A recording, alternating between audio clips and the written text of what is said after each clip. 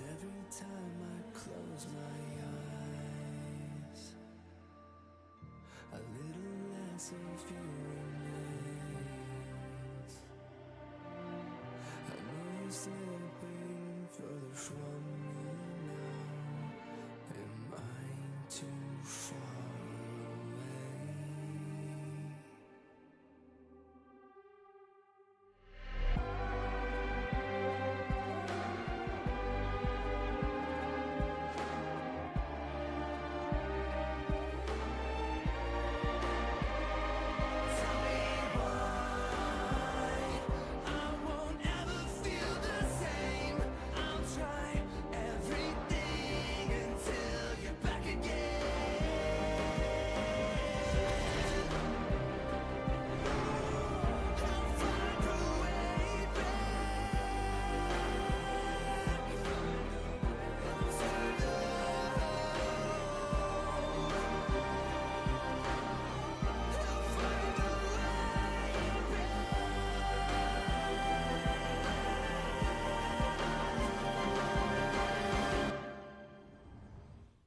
Welcome everyone to the Aegis Marauder League. My name is Kind alongside Sir Black P for the first time and possibly the last time in history. We'll see how it goes, Sir Black P. How you feeling? How you doing, huh? I'm feeling good. I'm excited to finally be here. I don't understand why you already jinxing it, saying it's the last time, but I mean, well, it's good to be back on the email. I got to cast 4 days of TFC already this week, so this is the 4th day actually. So I've seen a lot of action this week and a lot of high-level action, especially with the ACL yesterday as well. So I mean, it's been fun. So we're coming into week 2 for anyone who's coming to the stream for the first time, doesn't know kind of what's going on here. This is week 2 of a 4-week regular season, where then we're breaking off into the playoffs and the finals themselves. Of course, the Black Peter players want to ideally be in the top 8 so they can bypass that first week of playoffs and just go straight to the finals themselves. I don't know if you've got the listing of the player totals up at the moment, but there's a few players who are definitely very, very high up. Of course, our number 1 player at the moment, Kangster Kang, who has barely left the top 2 during week 1 at all. Yeah, barely leaving. Like we have a couple players there at the top, then some others at the middle.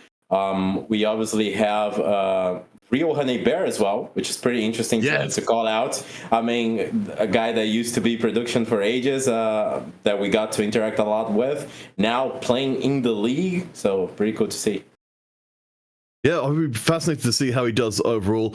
So let's narrow in on our particular lobby we've got coming up then, because we've got 8 very specific players, including Honey Bear, as you mentioned before, Celeste Dragonet, Jess, Shogun Eagle, Darkblade, Soak, Shiryuki, Crazy Pete, and Fly by Night. So we know the lobbies are a little bit mixed up, but since you mentioned Honey Bear already, how's he been doing so far in week 1?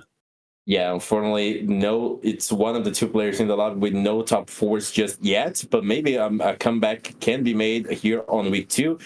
Yesterday, with the ACL, we saw exactly that. A player that had gotten nothing more than a top 8 4 times in a row, suddenly making a massive comeback and getting great results. So maybe Honey Bear can replicate that kind of play. And then we also have Fly By Night, Crazy Pete, and Shirayuki. The 3 of them are the only ones who have so far been able to win a game, and being a top 1 is I'll say, fair thing to do. So being able to close out a game, it means something. No, absolutely. So we are just about to get into our first of our series of games today. There will be a lot of games across the whole of today. So we'll be bringing you 4 games from the Marauder League and switching across to the Ascension League for the last 2 games. So 6 games total, but the majority of them will be here with us and Skiff and Rain 101, who will be introducing a little bit later on. So before we get into the lobby, I think it's literally just moments away from going in. So Black P, what kind of compositions are you particularly liking at the moment that you're seeing your players get those first places with, for instance? Well, definitely the highest priority right now is getting a Shojin and then going either onto Cartus and then mixing up with Akali, Viego, Poppy on the front line, or you just go TF and full-on Disco. If you cannot feel, if you don't feel like you can go all the way to 7 onto 8, and you might be stuck a little bit on lower levels, then you can just have an out with the Seraphine and the Shojin as well. All right, well, let's get things started official-like, as it will be a champion delivery. So if you were looking for a high variance portal that's going to let some of our players who've not necessarily had the best results so far perhaps pull off a surprising performance, I think this is a pretty good place to start. Triple delivery is cool because, you know, it's a portal that just made a comeback after being gone for a while. Everyone's going to get random units, so maybe it can be a really great one. Like, it can be the executioner, the 3-cost executioner that you really want into your comp. Or maybe it's just something that you're going to sell and turn into economy, which is also really important because, you know, I've been talking about it all week. With streaks being gone, managing your econ becomes so much more important. Well, Flight by Night has illustrated that for us quite nicely. Got a whole bunch of gold into the bank to start off with. And looks to be putting together, of course, one of our most popular compositions at the moment. Not with a disco chosen, or headliner, but a decent-looking disco board to start us off. Yeah, disco's so much better now on the early portions of the game with the buffs to Taric and Nami. Either one of them as a headliner can be really good. Taric, amazing tank, amazing front line that will take you through stage 2. Nami can get a lot of kills as well, so both great units. And now we see Shogun Eagle here, 2 MFs. Oh boy, well, you were saying you wanted to see some of the early drops come in that could give a player some direction. For Shogun Eagle, we've got a very strong push towards a big shot direction. I do wonder if we might see even some jazz being played here today, since you're getting the 2-star MF up and set up as a main carry from almost the beginning of the game would be absolutely wild. Would definitely be wild. We saw some MF play on high level yesterday. So that's definitely a possibility. Now seeing a silver augment. So things are going to start out slow, Counterfeit. I mean, Young and Wilder Free would certainly be a statement of intent from Shogun Eagle, but of course, you don't know how the game's quite going to go next.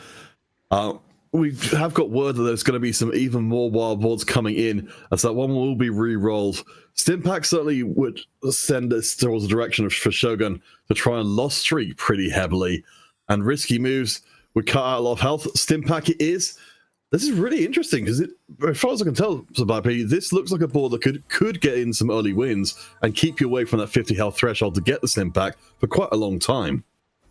Especially with the Last Whisper's Lamb now making the MF just a bit more powerful. But since most people tend to do that level 4 push, like Crazy Peak here, for example, then it becomes a bit harder. And by the looks of it, yeah, there's no chance.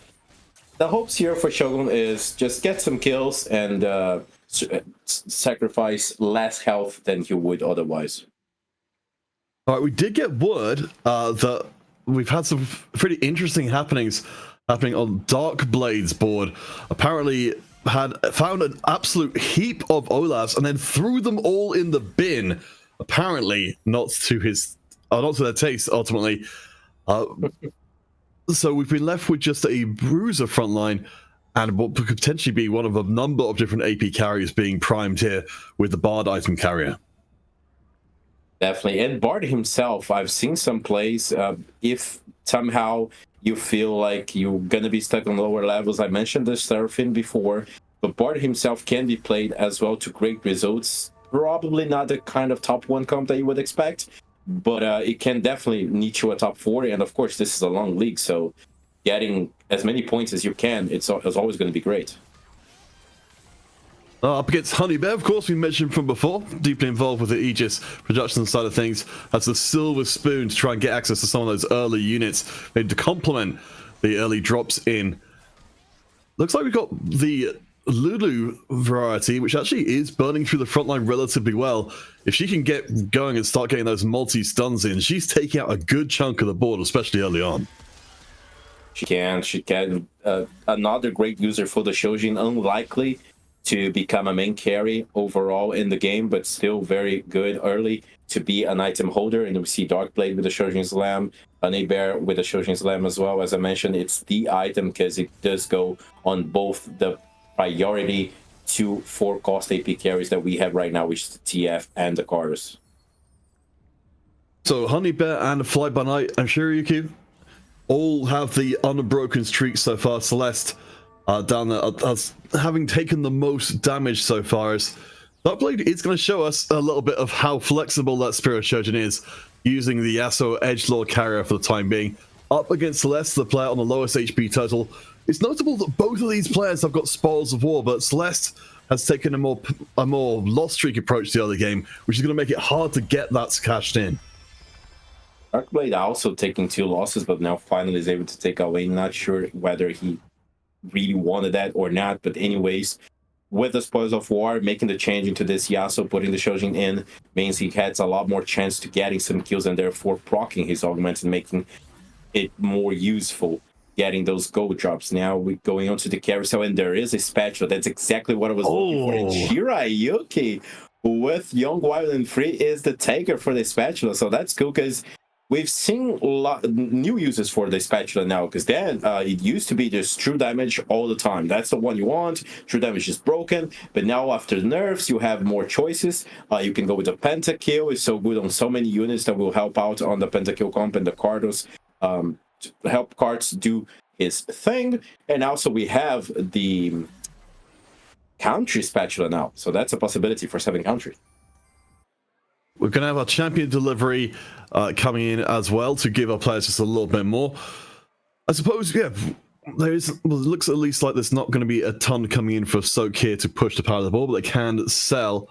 What I'm hoping we'll get to see in a little bit is what became of that Shiryuki's spatula, because that could be a huge swinger, especially as we noted, we're in currently a silver augment lobby, so getting emblems, getting in the strong strength champions, they're going to have a bigger impact on the overall board strength than they might otherwise. Now we see the power of that Taric and the Sunfire Cape, so good at holding back enemy front lines, but we see the Yasuo from Darkblade with that Shojin being able to get some kills, getting those executes from his kit, and then getting to proc some Spoils of War and some extra econ. Also with the Ginso Slam on the backline and Shojin plus Rageblade. Not the greatest itemization you would think of generally, but nowadays it feels really good if you have both of those on a TF, so it can work. Honey Bear and Fly by Night, they're both undefeated coming into this last round. But let's take a look and see what became of the spatula. It looks like, so far, actually not anything. But Shiryuki, I think, maybe keeping their options open. We've got the chance to see this young and wild and free player maybe pick up a true damage spatula longer term if they are intended towards a true damage line. I'll say with the Nart changes Lamb, more attending obviously a little bit more to the AP route. Having a spatula, I would say that if in the ideal world, we would be going for a Cartus and a Pentakill spatula here, but of course, lacking Pentakill units overall. We could just go for Executioners that spatula could turn into a counter spat, so you just guarantee an Ekari and sacrifice 1 unit for something better, and then that Archangel goes on the Vex as well, because Executioners have been buffed and are so strong in many different options now. Keeping an eye on the right-hand side of the screen, because there's a lot of results coming. I believe Fly by Night and Real Honey Bear are playing against each other. So we'll wait to see where those tick and cross comes in. It's Honey Bear who takes the L. Fly by Night will keep their streak heading into stage 3. So we're talking about the lack of money in the game. Fly by Night's the one who's going to be able to keep their economy going the most aggressively. Very heavily, very good for Fly by Night, I should say.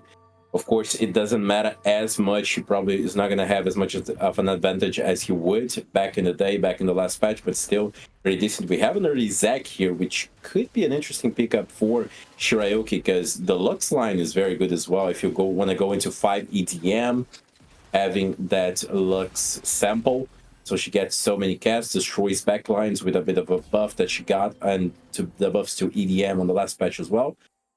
But with 2 BF swords, now things start to get a bit weird. You already slammed an AP item, and now you've got a bunch of AD ones.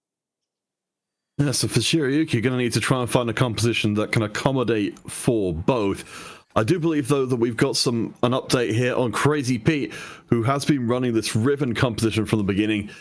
picking up the grab bag there to try and maximize the power of the board. I've got some really nice itemization for the Riven already in place and has been building up those stacks pretty aggressively, while the rest of the front line is a little bit low star. Crazy Pete's in a decent sort of middling spot with a good amount of money in the bank. 2 BIS items for the Riven, which is a comp that has been showing a lot. But either Riven or Yone, both with very similar boards and both work very fine with similar items as well. Choosing to go with no headliner, so he gets the guarantee that when he decides to roll, he's already going to be set up to find a headliner on every single shop, and he's really going to go for that. Riven also gets, he's going to eventually get the champion duplicator, one already used, to make that 2-star Riven. And either the 3-star Riven or the 3-star Yone both have the potential to get wins. We get one of those wins coming for Crazy Pete there to push up the table, as it's worth noting that we no longer have any win streaks going forward. So I think the overall strength of the lobby is picking up. I think the champion delivery is certainly making sure of that. As we're going into our next set of augments, we started with silver. Now we're starting to get into some of the larger impact augments. Bit more of an impact. We took the big grab back there and here as well for Honey Bear. Both players in the lobby opting in to getting extra components and just that tad bit of extra gold as well, which can be really helpful. Bear is still going with this Lulu and playing flex, which is a very good way to play. You know, just play the strongest board that you can, make as much econ as you can. Honey Bear already at 50, which is really good at this point because some players do not manage to be at 50 anymore after the streak changes. And just slams the JG as well, so fully committed on the AP line. Yeah, you were talking about this before as being, something where you really are closing off a large part of the game to yourself. But for Honey Bear, like I think like quite a lot of our players here, we're seeing preserving the HP and the goal by making those more aggressive item slams. The Lulu has been doing pretty well so far. The Crazy Pete's Ribbon is very, very strong. Has now got the 3 items in place, including the Quicksilver, which just runs out, which means she will be limited a little bit by getting CC'd. I think she's just about got it through. The healing is absolutely enormous. And no!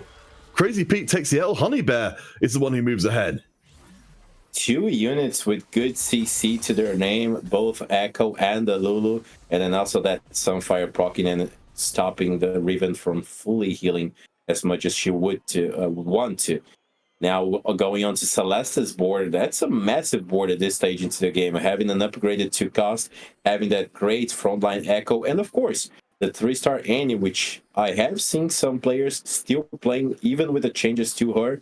She's less strong with the empowered casts, but she's a bit better on the early parts of the fight when she doesn't have those empowered casts. Does a bit more damage with it, so being a good unit still. I mean, Celeste has definitely made the most use of that loss streak. It's got a massive amount of money from it, but we'll see how well the Annie does overall, because we know that with the champion delivery, the overall board strength will be a little bit higher because the people are getting extra gold, and they're also potentially getting the champions they're looking for. So I am concerned about the long-term future here for the Annie, but for the time being, she seems to be doing okay, but it's not exactly a dominating, and Celeste might actually take another L here, even after having hit the 3-star. Now, we see that Shirayuki went hard with the IE Slam on the Samira, gets a country buff up augment for himself as well, so fully committed onto the country line, and now he really wants to get a cloak, but unfortunately, none is to be found on the carousel. Whenever he does, if he does so, then he can get access to that 7 country, because he's, as I said, fully committed onto that line. I mean, that's, we're at the point with country where you're kind of expected to be able to try and make that run for country 7 if you've got any opportunity to do so. Next up, I believe we're going to be checking in with Darkblade, who has also made some interesting item commits in. The Spirit Surgeon, as you mentioned before, absolutely everywhere, but the Rage Blade perhaps a little bit less so. Yeah, the Rage Blade bit less so, I agree. I've tested a lot of Akali with a Rage Blade onto her, to be honest, and of course it's not the primary item that you would expect for her, but it does work fine, so you can just go with this Shojin on the Cardos, the Gintos on the Akali eventually. The Viego might make some use of it, of course not the best thing for him either. Yeah, I certainly wouldn't mind from Darkblade seeing some disco units being held on the bench here, because certainly, mentioned the Castless board would work relatively well for Twisted Fate with his attack speed changes, but Darkblade certainly, if nothing else, is holding onto the money. Has got nearly 70 gold in the bank up against Celeste here without having spent aggressively, so presumably he's got something longer term in mind. Definitely making that push to level 7 to level 8. Very important to find those full cost units, and the 75 health left is in a very good spot to do so. Also, those 2 crown guards at the front buffed up by the specific augment to it is amazing, and now gets a KO headliner, which changed just a little bit of his board because now he gets 5 pentakill, a bit more of a buff from the synergy. And KO is a very great item holder, especially when beefed up by the headliner bonus. All right, we'll come back to them in a second. You mentioned Shariki, who had picked up that spatula a long time ago, has got an Executioner chosen for the time being with Vex. So I'm really curious to see how this goes. As you mentioned, the Bounty Hunters is in place, so we're definitely staying on country for the rest of the game. Maybe this is a sort of temporary measure before we try and find ourselves a country chosen or country headliner at level 7. We'd make that change and go into Samira. Obviously, Samira would be the choice. Urgot can work, but Samira would just be so much better to get an easier access to that 3-star version of her. And then, I mean, could stay at Executioners as well and then just go for 5 country for going 1 unit, like the TK, for example, that you just maybe not care too much about it. Going the arena as well, so being safer on that way. But yeah, we saw the Vex, so yeah, focusing on the Samira and the country chosen makes sense. Yeah, no, that makes a whole heap of sense, especially if we can just try and play it as strong as possible. The only reason why I tend to be a little bit hesitant about the Bounty Hunter or Bounty Hunters organ myself is just because it's something that gives you gold or a small percent chance, 20% chance of dropping gold on kill. And I don't know if Shiriki's going to be able to get those kills as we see the board start to pick up. Yeah, we saw on some fights that we were able to see that he was getting some kills and out of it some extra gold. So it might have played off just a bit. And yeah, he made the commitments, made the spatula, but now we see Honey Bear's board flexing it out. Doesn't get a headliner, but does have an Ari and an Akali too already. Wow. We saw Honey Bear in the chat saying, please be kind to me on the stream, but I don't think any kindness is required. This is an absolutely brutal board. I mean, Honey Bear spent every piece of gold in his pocket to get to this point, but it has been worth it. Celeste, of course, is one of the players who has been spending aggressively as well to try and get their own board online. The Annie 3 is actually going to overwhelm the power of the 2-2-stars. Yeah, Honey Bear got completely destroyed here. The Annie just too much to deal with. Not such great itemization just yet for Honey Bear. Now we're going on to 1 more gold augment for everyone in Little Buddies and be extremely powerful in some comps. This one for Honey Bear, definitely. It's a big buff to both the Ari and the Akali. There are plenty of low-cost units because you want that super fun in. So it's a lot of health and attack speed to your carries.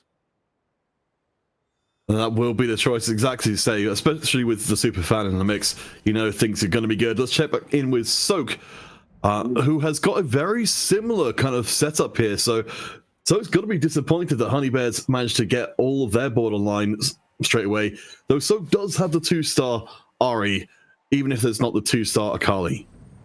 Yeah. So going more with the idea that has been propagated a bit between high elos, which is play super fans Ari and then whatever fighter you can get in the front. Doesn't necessarily have to be Akali. In this case, playing the Zed and facing off against that big MF and a part 3 hit hit, which is interesting. I mean, bar 3 is not something you see every day, but when it can be hit, it does offer a lot to the board, especially after the changes where he's not random. And because of it, Soak takes the loss to that big board. Yes, I've completely forgotten about that sort of dark tech coming in from the other regions, saying the warrior style board, which worked relatively well. But we haven't checked in on Pete for a little while, and he's just hit the 3-star Riven. So we saw her brawling throughout the rounds before. And while this isn't a 8-bit spatula board, everything else is looking fantastic. 3-star Riven, 2-star Caitlyn, and this is all happening at level 7. Big board, just missing one edge lord to fill it out, but already has that 4 8-bit buff to his name. Lots of AD coming in, and getting that Caitlyn 2 is a big hit as well. Now, we went away from Soak that just hit that Zac, the headliner Zac, but we got back onto Soak here, and we see that the Zac and the Sunfire Cape, the Warmog's also doing so much to tank, but this Riven is so powered up and has so much AD already from the 8-bit stacks, and still more to come.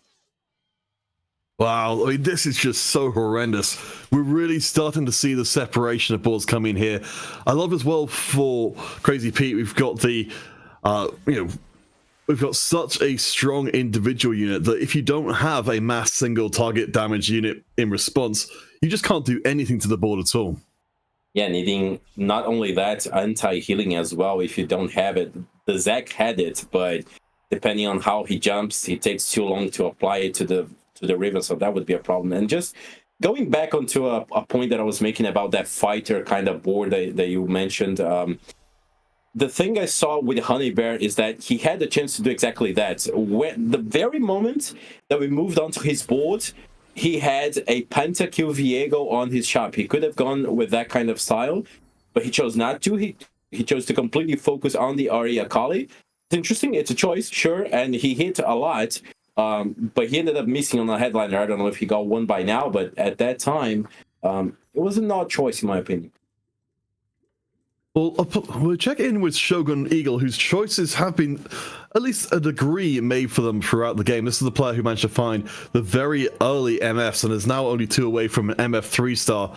The Bard coming in as the alternate headliner here, found a little bit earlier. Not heavily itemized as of yet, but still a decent damage dealer. Only has that adaptive helm coming in from the super fan, but still decent, does a lot for him, getting that very buffed up mana generation. The item has been buffed after the last patch, but look at that massive 3-star Annie. She's just too much. Celeste is wrecking the lobby with a 1-cost.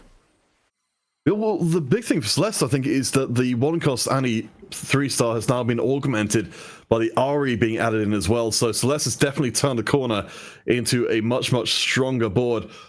Towards the bottom of the table, so while Shogun Eagle takes the loss there, at least they are not the player on the lowest HP turtle. That would be Soak, who we saw before with one of these Spellweaver boards. So we now know that we've got 3, I believe that's 3 different players who are going down the same kind of line. Soak, Real Honey Bear, and Eagle, who've all got similar units they're battling over. Soak is unfortunately soaking all the damage. And now we see Fly By Night there with the headliner TF and the 1-star Blitz there at the front. But the Aegis of Legion, that's a lot of attack speed to a comp that is already going to be clumped up anyways, and therefore proccing most of that support item. That is really good for him, and we see the power of the TF with the AoE cards. But Red Buff, not as great of an item as it used to be after the nerfs. And that was a close fight, but Shogun Eagle takes the win. Yeah, I mean, Fly By Night has definitely had a decent start, but I wonder if we can get down to see what's going on with Soak at the moment, because the KDA Spellweaver board we saw from them before isn't exactly everywhere we wanted it to be. I mean, Shogun, and as we mentioned before, a lot of the other people have already managed to grab a lot of the units that maybe, maybe we want to see 3-star. We're not going to be seeing the Nico 3-star in this game at all. Instead, we've got to just settle for the 2-star variations of the contested units. Now we see a spatula still unused by Shogun, gets the MF3, all right? Nice buff. And we were talking about before, loaded into the game, whether we were going to see some Jazz, some MF. It's interesting that, in fact, we are seeing it, and in a different way that we saw yesterday. Really good to see some MF play, and now we see Soak's board, who has been struggling a lot, going on that fighter kind of board, has the Z builds, and now gets a Poppy, which is going to be very tanky there in the front. Yeah, I love this new warrior variation to the setup here. I don't think we wouldn't have seen it had the set not been as long as it has been, staying with the same units. You know, just realizing that a 2-star headliner, you know, of this warrior variety that can take the tank items, the bruiser items well, and provide that extra bit of frontline beef to a composition that needs time to work with, is very nice indeed. But Celeste is on an absolute tear. Soak will take the L and is out of there in 8th place. I think just too heavily contested in this game. You heavily contested. I'm going to be honest here. With the Shojin Slams and the nerfs to Ahri, I am seeing way more Ares than I was expecting in this lobby, but at least 3 players going that route.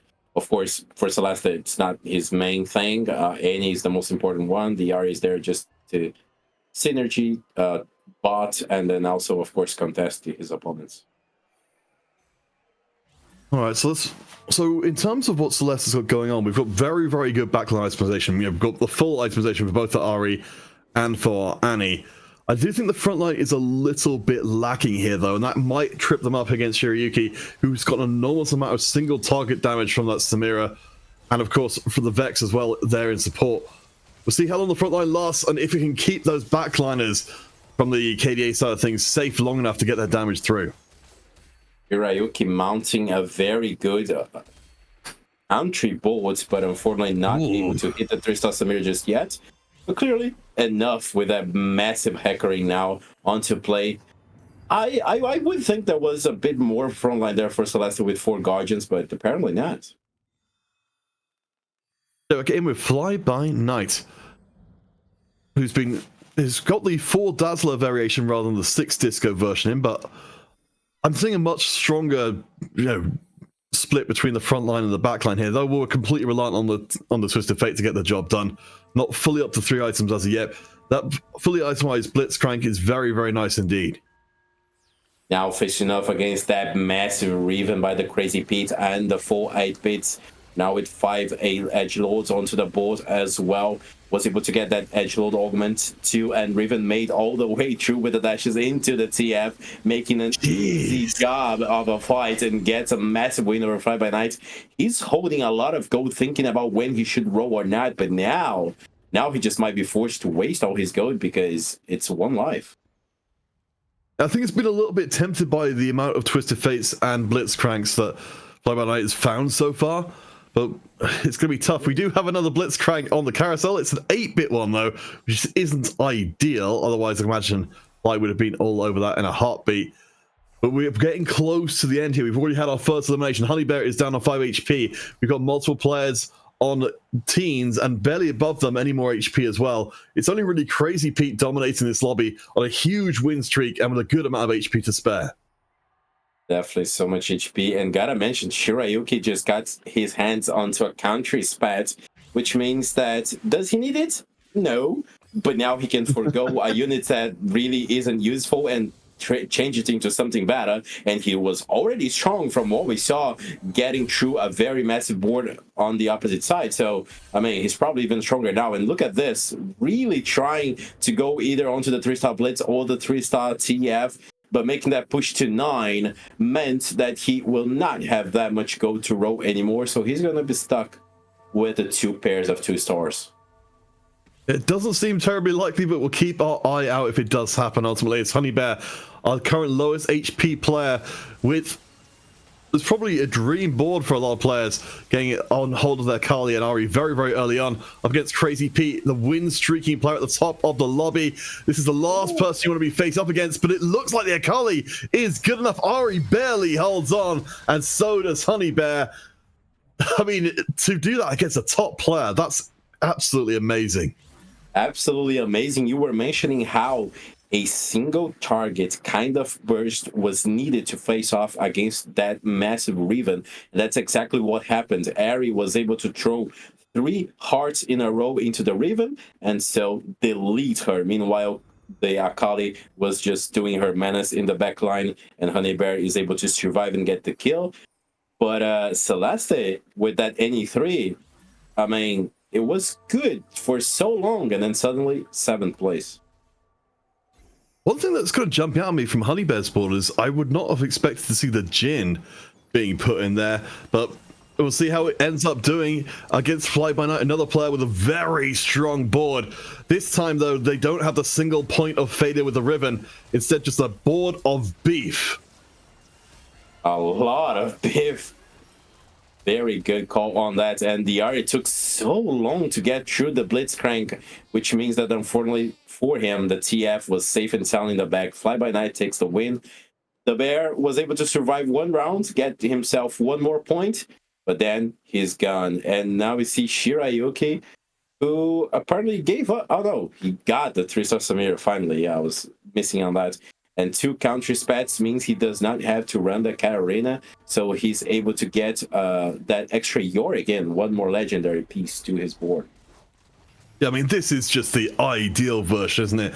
We saw, you know, for the bounty hunters before, the organ that gives you kill, a 20% chance of getting a gold on kill, means that if you are ahead, and Shirayuki does feel like they're ahead right now, you can really roll in an absolute ton of money. Urgot and Vex still not fully itemized. The Vex will be the one chosen. So I guess the thing at this point is whether or not we're going to be seeing Shirayuki push towards 9 or try and re-roll to 3-star off a little bit more of the board. Oh my god, we are 1 TF away from the 3-star. Can Fly By Night hit it? It can be the difference maker between maybe just dying now or going on to a top 1 kind of game. He has that big alloway too at the front line, and the 2 blitzes, but are they enough? I mean, that is a hell of a front line. Shogun has been sitting on this Bard board for a long time. We've got the Bard fully itemized. We've got the MF and even a Kaiser being brought in for further firepower. But the 2 Blitzcranks, I think, are just too much to punch through. Fly By Night, oh, it's towing to the very tail end there, but survives. The same cannot be said for Shogun Eagle, going out in 5th.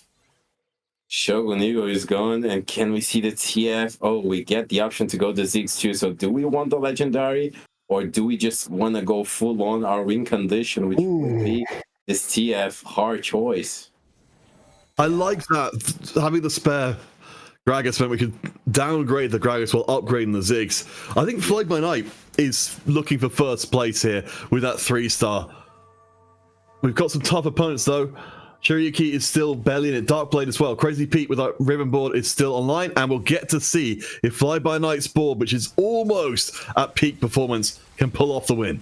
And the Riven once again pulled the dashes and go all the way to the TF. This time she pulled back and didn't go into the back line. But still the front line is disappearing on this disco units. The Riven is smashing everybody in the face with the flag. And the TF is gone. 1 TF away from the 3-star. Fly By Night is gone from this game.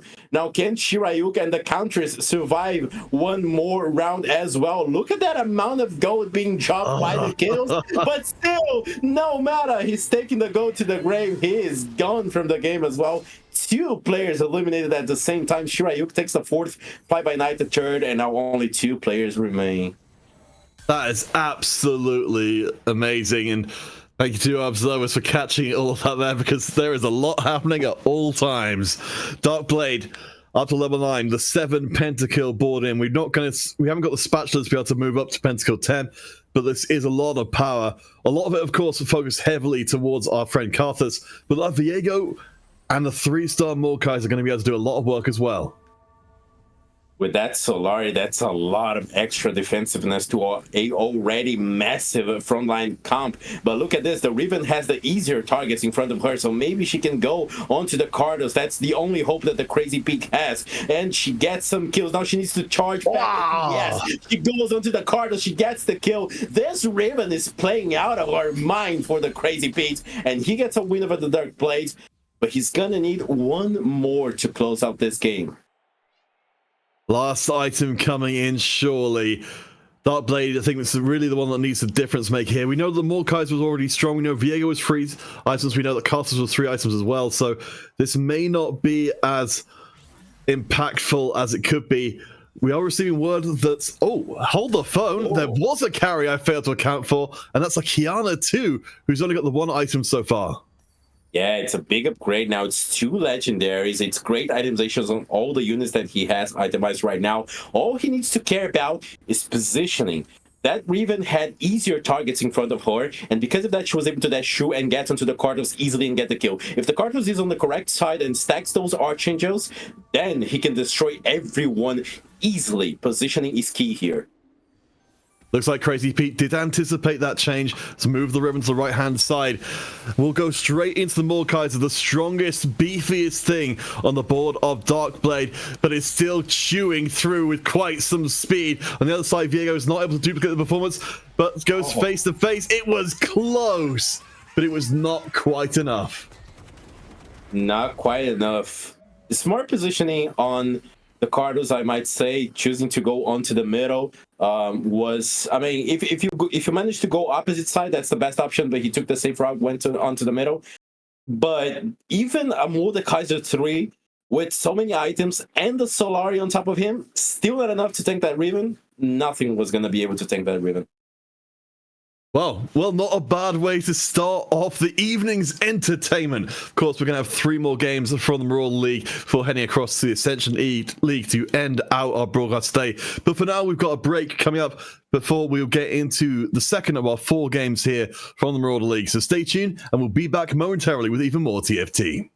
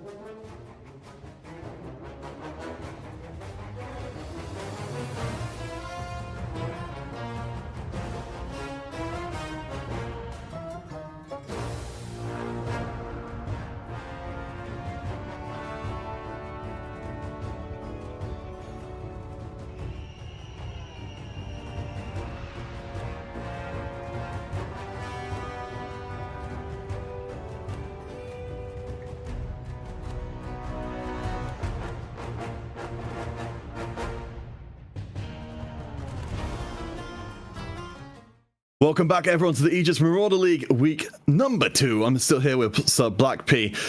And so, Black P, we had ourselves a pretty entertaining opening game where our players really felt like they found their lanes from the beginning of the game. They just plowed down those lanes as fast as they could.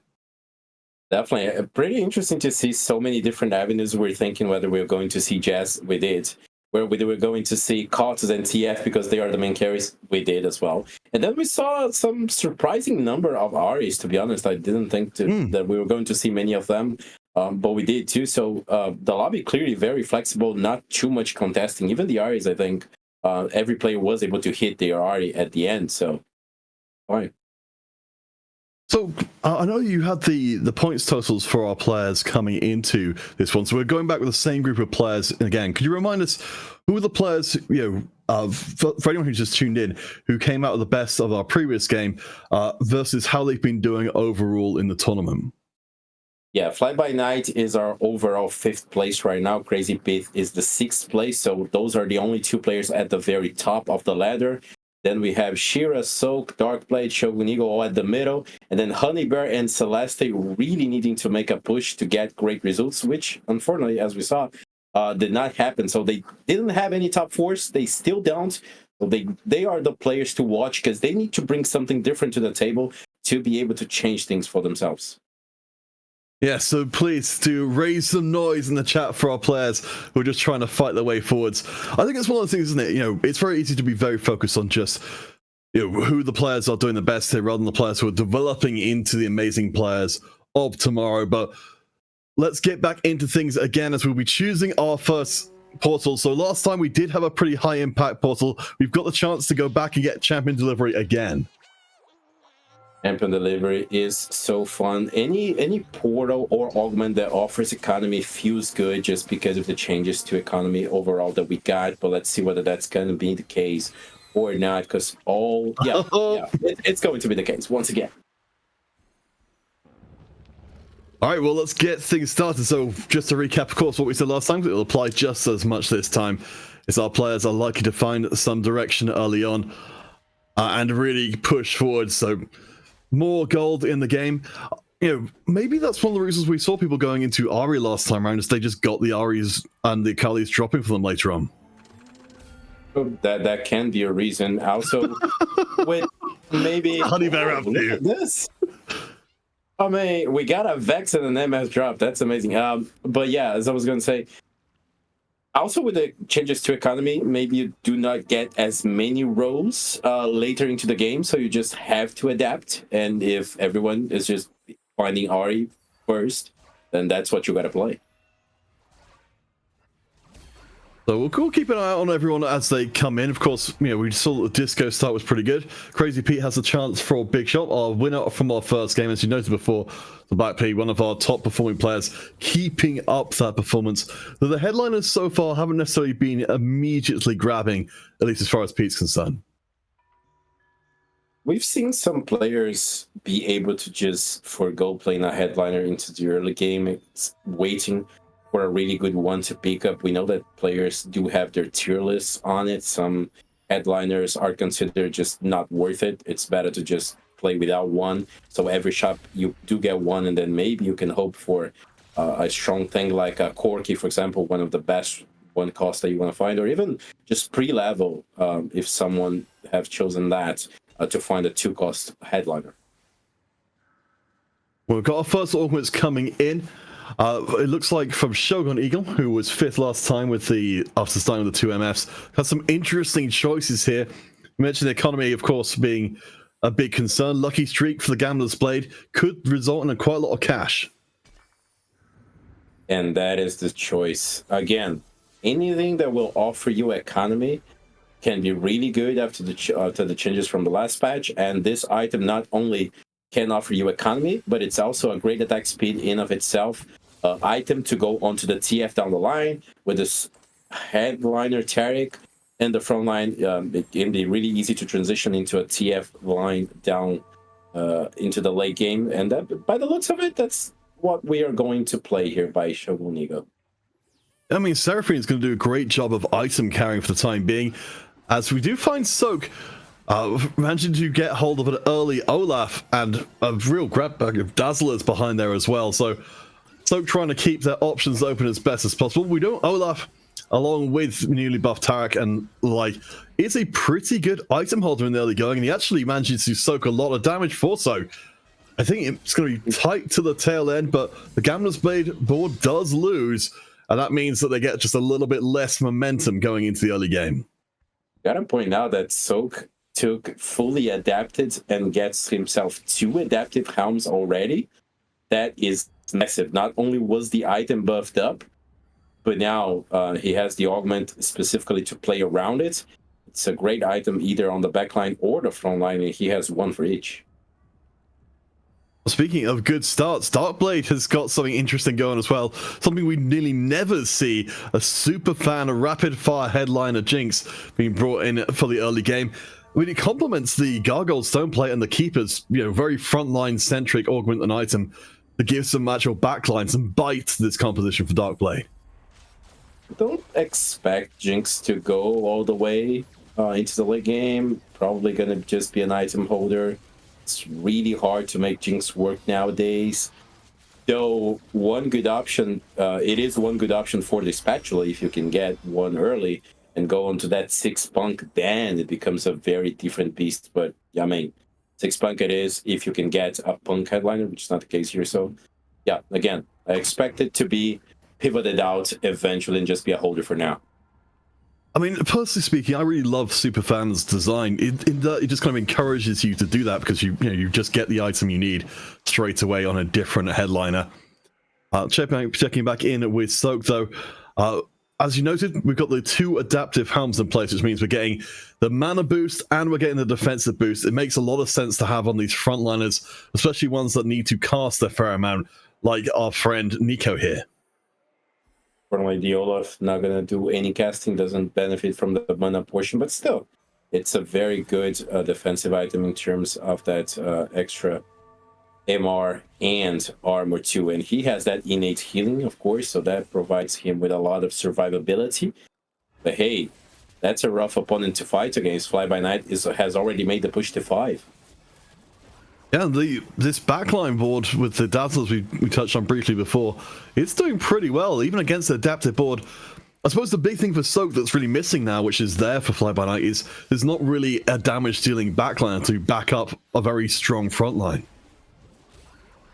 Dazzlers lost a little bit of their damage reduction capacity after the last patch, but it's still a very good synergy to have in.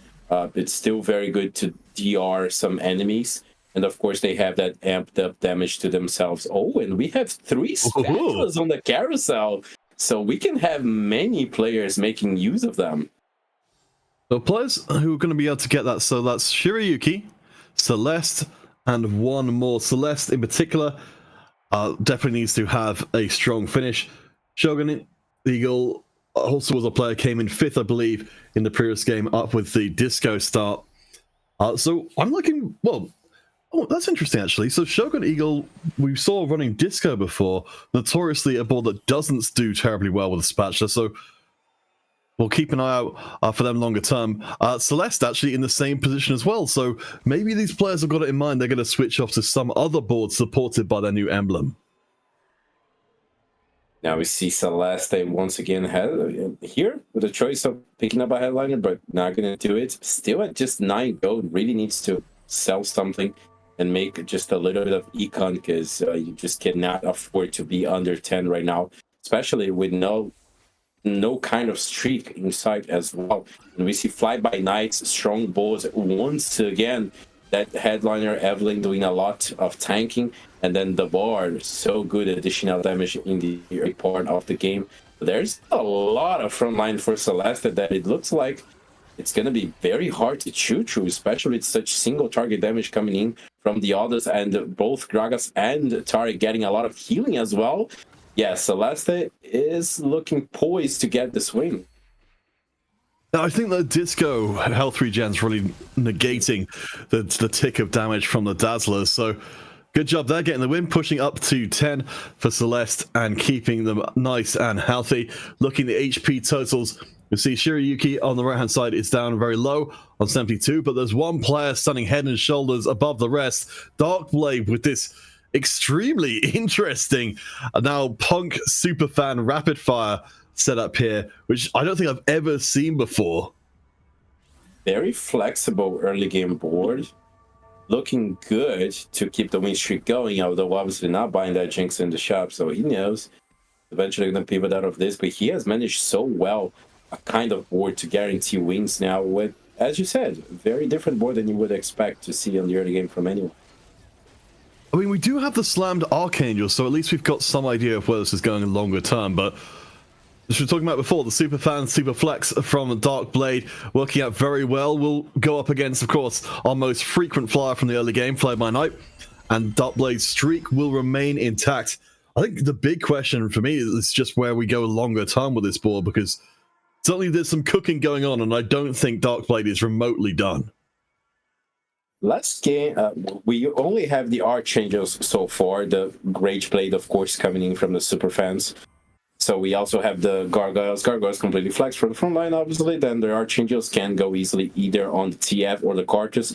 It's a bit better on the Cartus. TF would rather have a Rabadon, for example. But yeah, still an AP line or even the Yari. Not the most useful user for the Archangels, but still, I mean, it can be used on the if needed. Well, certainly Darkblade has taken a lot of attention in the early game, but for Shiryuki on the other side, with the patient study, it's definitely holding their cards close to the chest. They find a second spatula.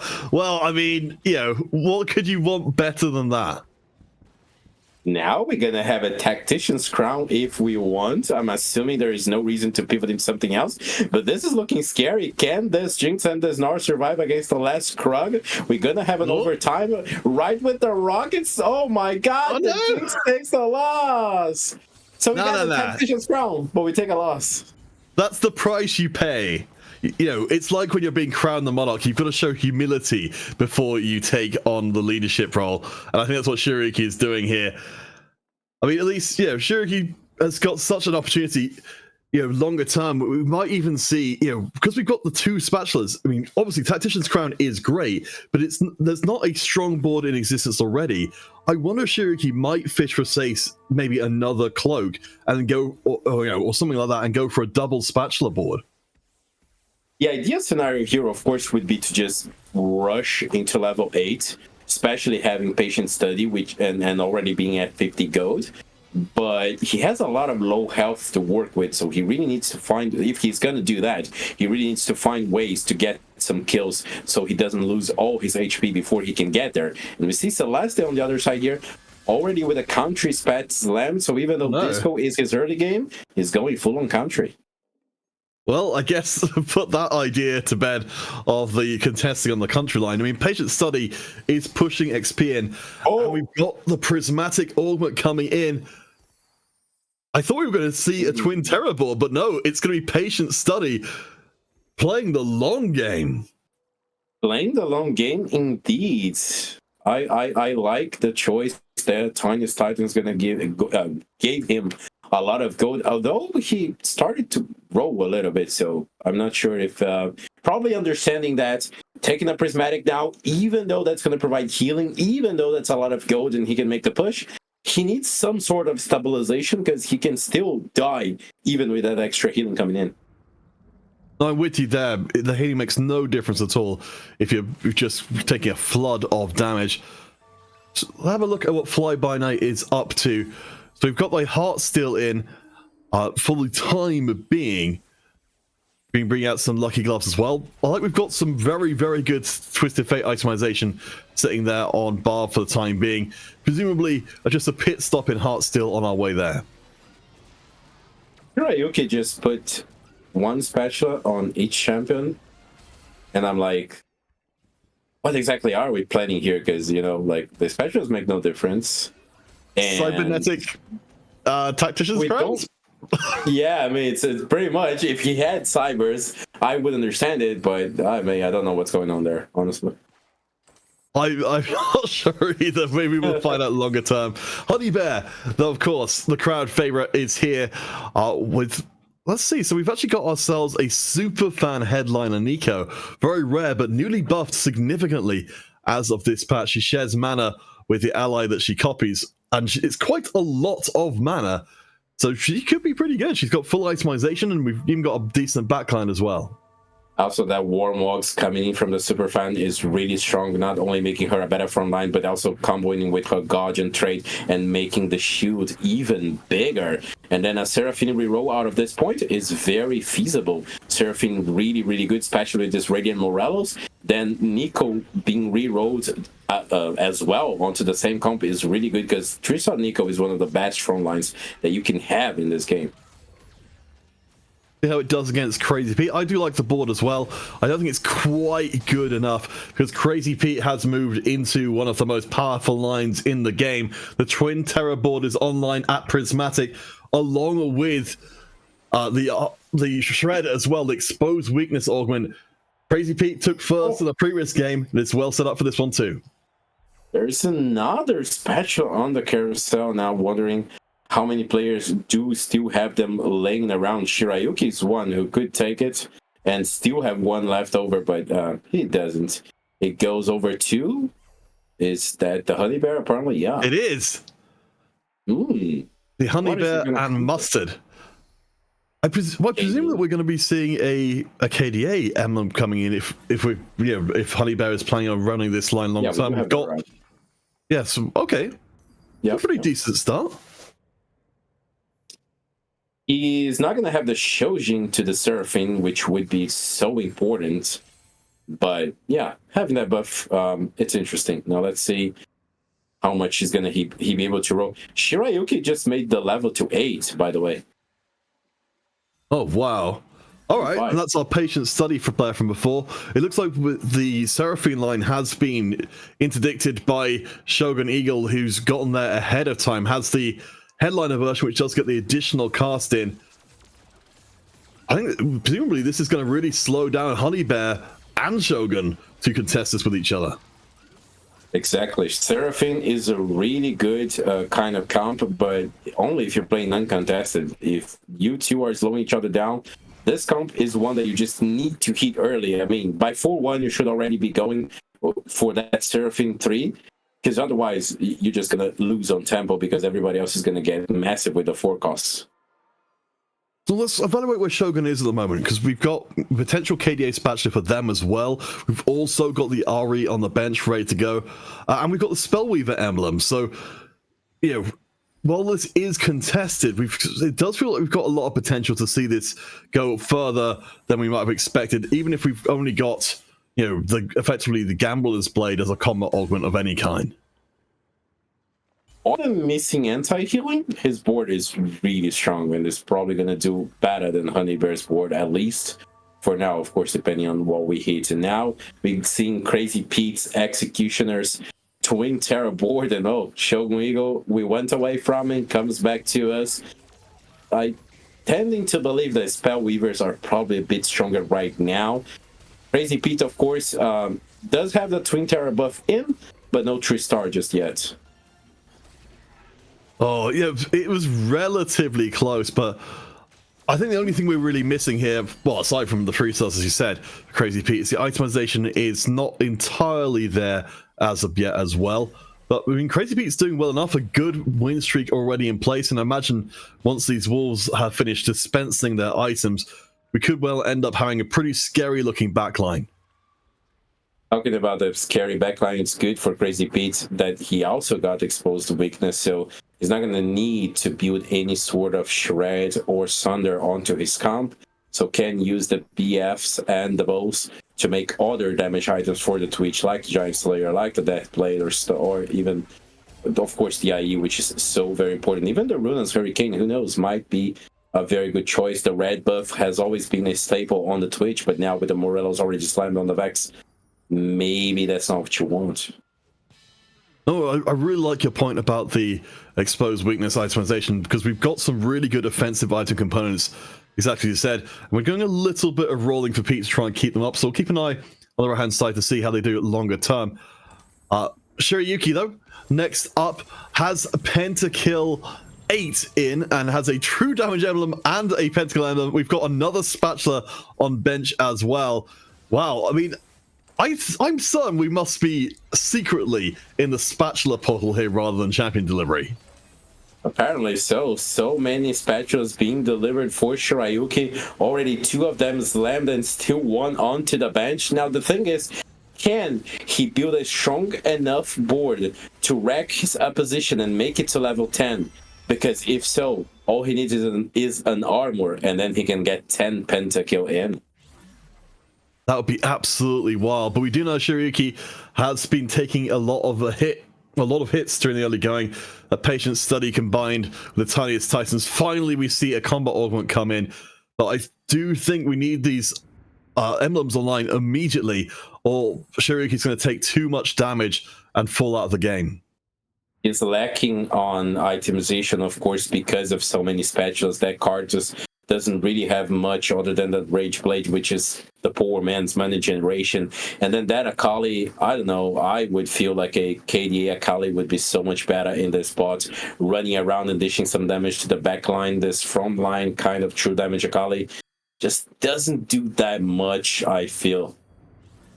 No, I'm with you there. I think having the extra access to the backlines can make all the difference. It's going to be much more of a split front-to-back fight. Though one of the backlines that does need a lot of that attention will be the Twin Terror board. I cannot believe for a second that Shirayuki's front line is strong enough to deny the raw damage on display here. Raw damage coming from a just hit 3-star Twitch, gigantic. And as I pointed out, I didn't know whether the red buff was going to be slammed because you already had the Morellos, but hell, I mean, it's so much attack speed, it's such a great item on the Twitch, and of course, the Vex could die, so you still have the second anti-hitting guaranteed. So, good slam there, and gets champion duplicators, so because of it, was able to hit the Twitch earlier than expected.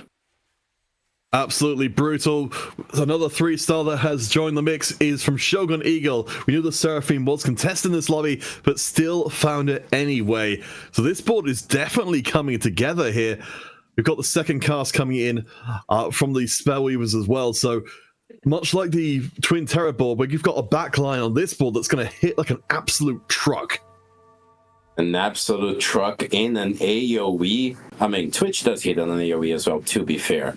Now we see Soak and the big pentakill focused line as well, with the adaptive helm from Fully Adapted going onto the Cardos. No Shojin, but still decent amount of mana generation with the Morello. That's a decent bunch of attack speed and guaranteeing the anti-healing as well. But those 3 stars seem so far from dying, and they are able to get the hits onto the Cardos.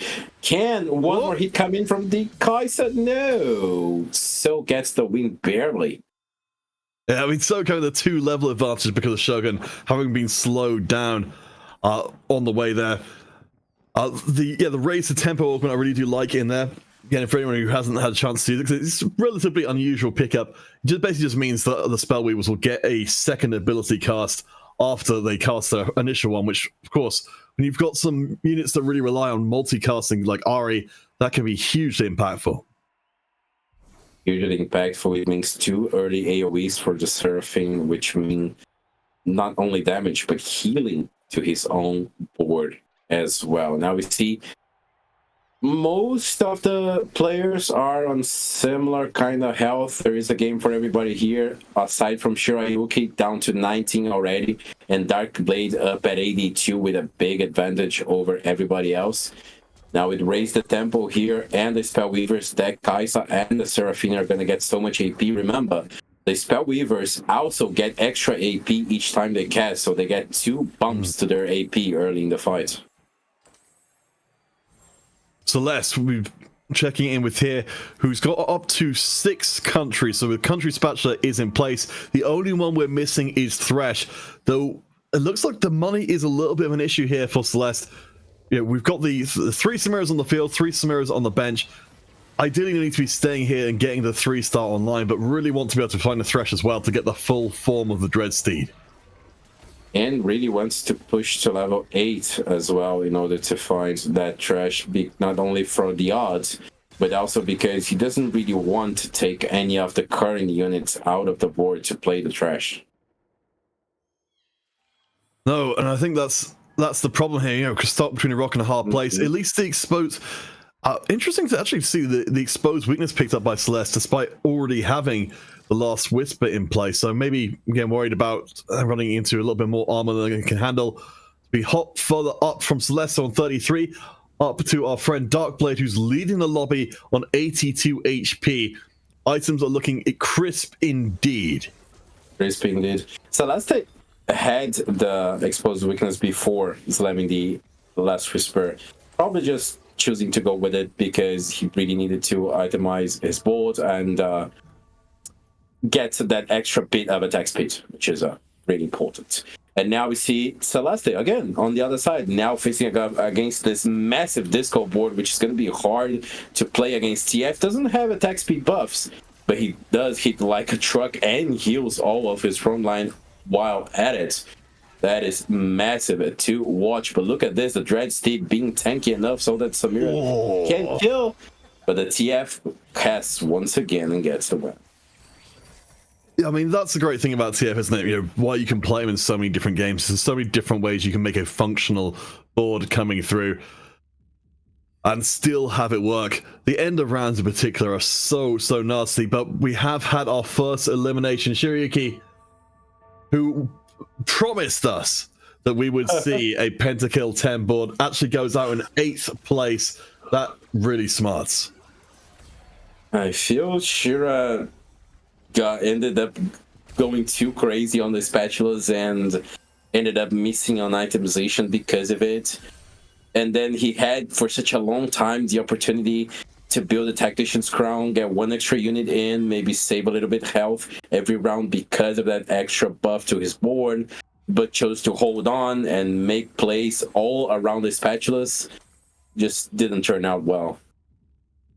I admire the impulse to try and play for a big finish, because, you know, Shiryuki did manage to make top 4 in the previous game. It's going to be painful to now be in 8th place to end up with an overall negative record from the first 2 games, but there's 2 more games coming in here from the Marauder League once this one is done before we go to the Ascension League.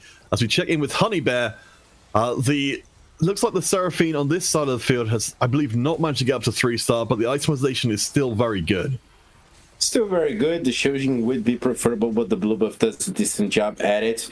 1 Nico away from the 3-star Nico, but very far away from the Seraphine, so that is a bad sign for him. Darkblade gets an easy win once again, and we see that maybe TF just doesn't really need that much mana generation or attack speed. He does fine being just a full-on glass cannon. Yeah, working extremely well for Darkblade, who keeps the win streak. Nearly twice as much HP as Real Honeybear, second place in lobby. But let's go down into the depths of despair and find the rest of our players. Shogun, Celeste, in the 20s of HP. And Shogun has such a good board put together. If they can just find a little bit of stability, we can let that, you know, tiniest Titan kick in, and Shogun will be able to recover a lot of that lost HP. The contesters play each other. The Seraphine on this side for Shogun Eagle, and on the other side for the Honeybear. Missing on 1 Spellweaver here. Is that going to be enough? The lacking of that extra AP so the Honeybear can get the win? It is looking like it. That there is the Radiant Morello as well, making the procs. That is very close. The Kaisa needs to try to do her job, but she's not. Oh, she escapes the Seraphine cast. Doesn't matter. Honeybear still wins. Oh my gosh. It's always so satisfying when you're directly contesting a lobby to go against the player who has got the units that you want to grab. If Shogun goes down and gets taken out in these next couple of rounds, that's massive for Honeybear to be able to put the 3-star Seraphine in place and get the board truly online. And Shogun was able to level now, really needed to. So gets 5 Spellweaver in, getting a bit of a buff to his comp, and maybe that would have been the difference maker on the last round to get the win. Honeybear was able to hit the Nico 3. Crazy Pete was able to hit many 3-star units to his play. And now we have to face against the strongest guy in the lobby. This is what Shogun Eagle's comp should be able to deal with, the clumped up units. Once a couple of those frontliners die, yes, we go directly onto the TF and almost take him down, but almost isn't good enough. The raw power, it's still too great, and Shogun must be so disappointed to not win out that one and stay alive. Yeah, that was bad. He made the level that he really needed to, but unfortunately, still wasn't enough for him. And it sucks to be able to be the guy who was able to hit not only the Seraphine but also the Kai'Sa, making big buffs to his board, and still not able to top 4. And now we see a counter special on the carousel, which might mean that our counter player is going to be able to get access to 7 counter just a bit easier. But apparently, no, they don't want it. Oh, that's really fascinating. So, okay, oh, well, we got the 7 country online. You're right, we could have swapped out the... oh, this is really interesting. So, prioritizing instead the Even Shroud. Again, we've already got the Exposed Weakness and the Last Whisper, so now we've got 3 different ways of shredding through armor, which is fascinating, but Celeste is cooking something. We've almost got the Vex 3 online on 13 HP. I have to wonder what this would look like with maybe a slightly stronger front line, but we've got at least some pressure up. Even Shroud on the left, Crazy Pete contesting some of the same units would be much like Honeybear would have been. Very happy to see the contester fall down. And that Vex and that Twitch be eliminated by the counters. That's a massive hacker in there in the back. The Samira does so much damage, even not being 3 stars. It's gonna be a 1v1 maybe. No, the 2v1 gets the win for Celeste. Great change to the board, taking out that set and being able to find the 2-star legendary Ilaoi in its place. I mean, that's a huge amount of extra time we bought for the Samira there. Even not at 3-star, she was absolutely ripping through. The Twin Terror board, I think, really does love to have that Amumu 3-star up front, but when Celeste themselves is actually taking some of the Amumus out of the pool, that's so much harder to pull off. So much harder indeed. These 2 tentacles are gonna do so much, but Celeste still would love to have this 3-star Samira. And now, once again, the strongest guy in the lobby appears for us on the opposite side. I mean, this is, you know, it just doesn't feel like a board the country can deal with. There's so much beef, there's so much regeneration.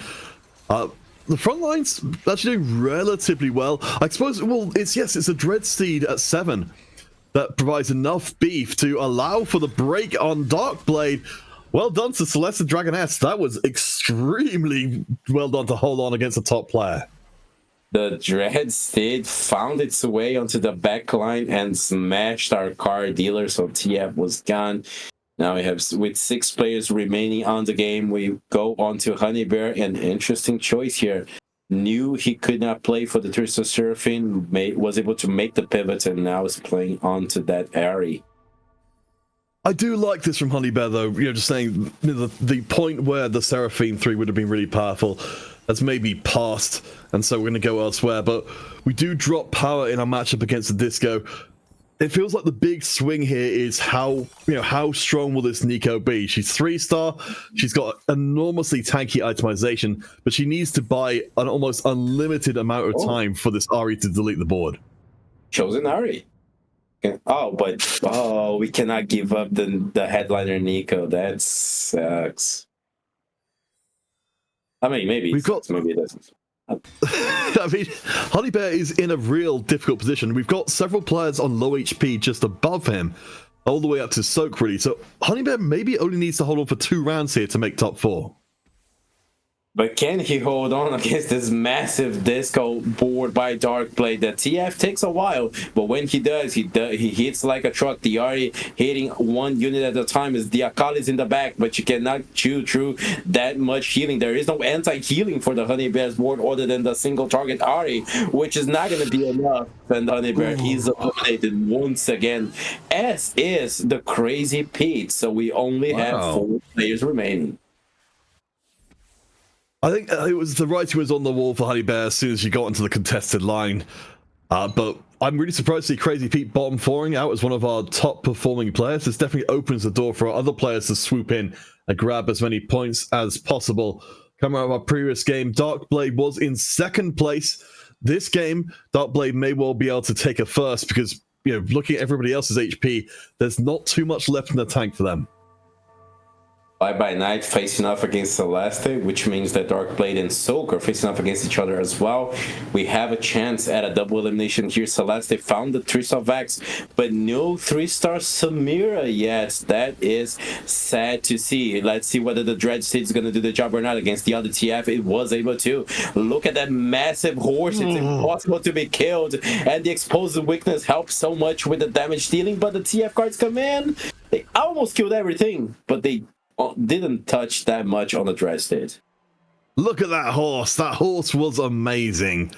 Absolutely fantastic stuff. And as you said, Celeste has got the potential to even make that Dread State a little bit stronger with the 3-star coming in. But let's check in with our current heir apparent to lobby. Darkblade is on a streak, has money in the bank, and is even fishing maybe longer term for the 3-star Twisted Fate.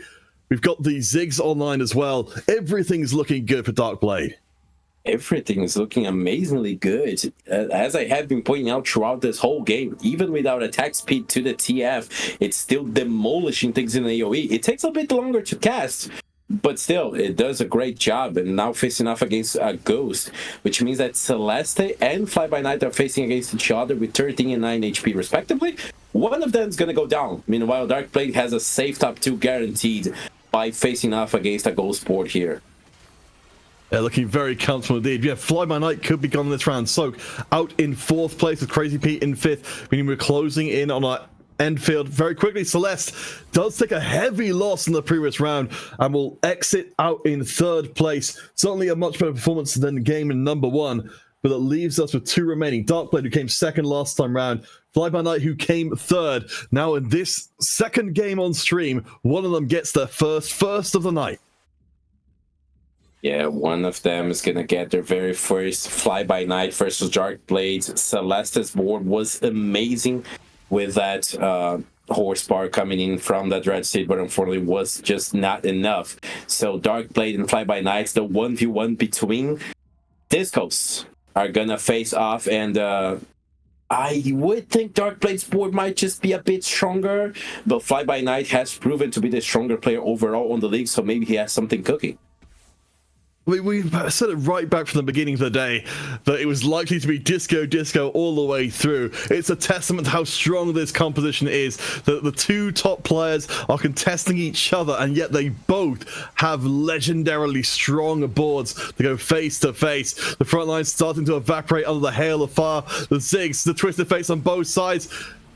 Ooh. And Fly-By-Night actually gets the win against Darkblade. I was fully prepared for that to go the other way. This means we're in for potentially a huge uphill battle for Fly to get that win 3 or 4 times more. Now, the thing is, Darkblade still has so much go to roll, and then the potential to cap out his board, although he already has a 2-star Sona. The only thing I can think of here would be 2-starring either the Ziggs or the Ilaoi, but of course at level 9 that is possible, but I mean, I don't know. Yeah, he needs to make a choice whether he wants to roll down his gold and make a push to 10, but he still has time to do that, and life. Let's see this round again. So likely, in terms of what we've got going on here from Fly-By-Night, last time they pulled off the slight win. I was holding for a second.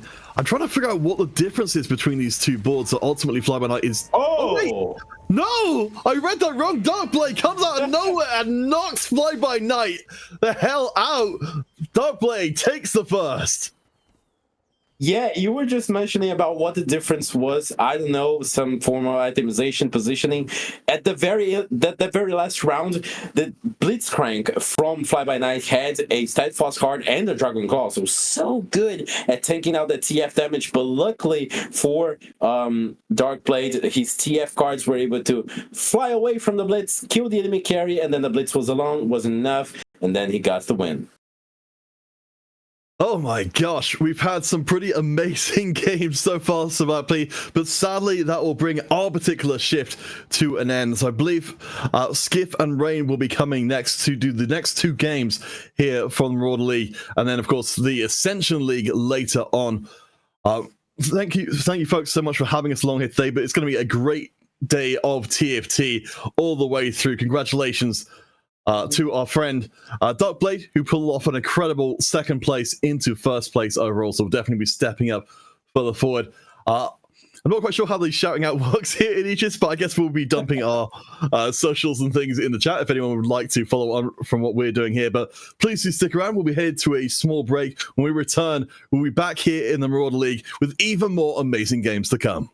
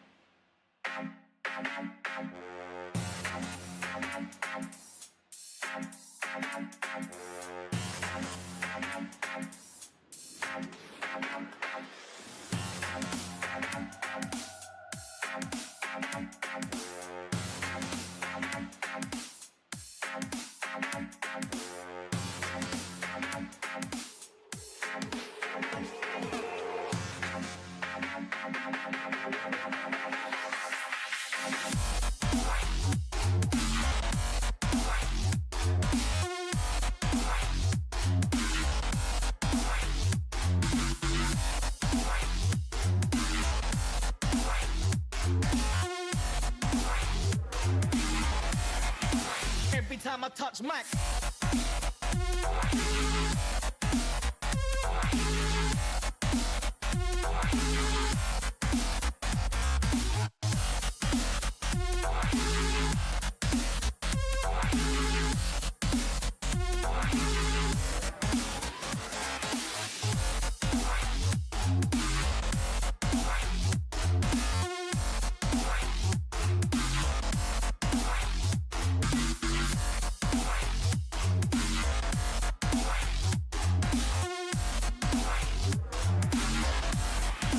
Every time I touch mic.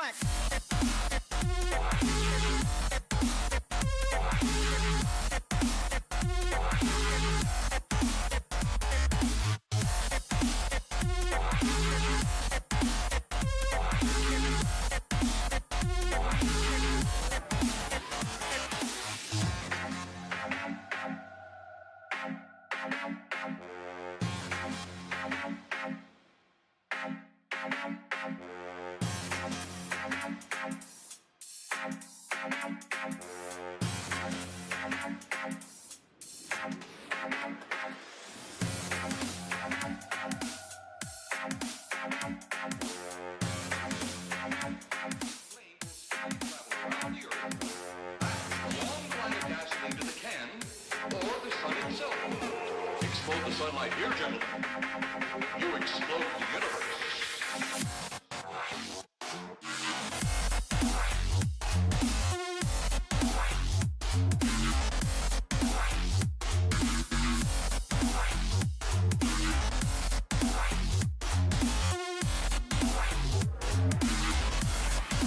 Every time I touch mic.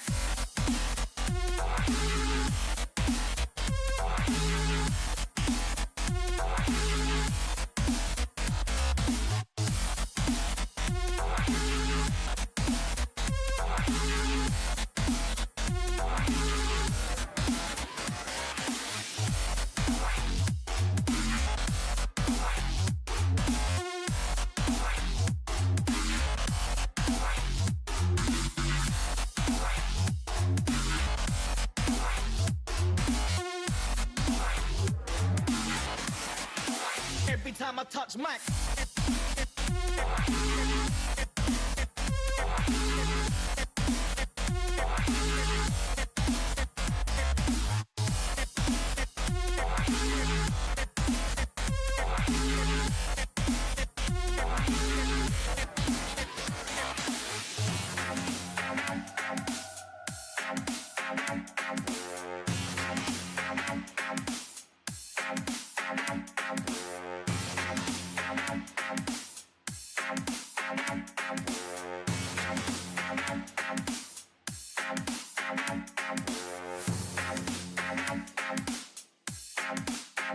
Flame will speed travel around the Earth, back along the line of gasoline to the can, or the sun itself. Explode the sunlight here, gentlemen. You explode the universe.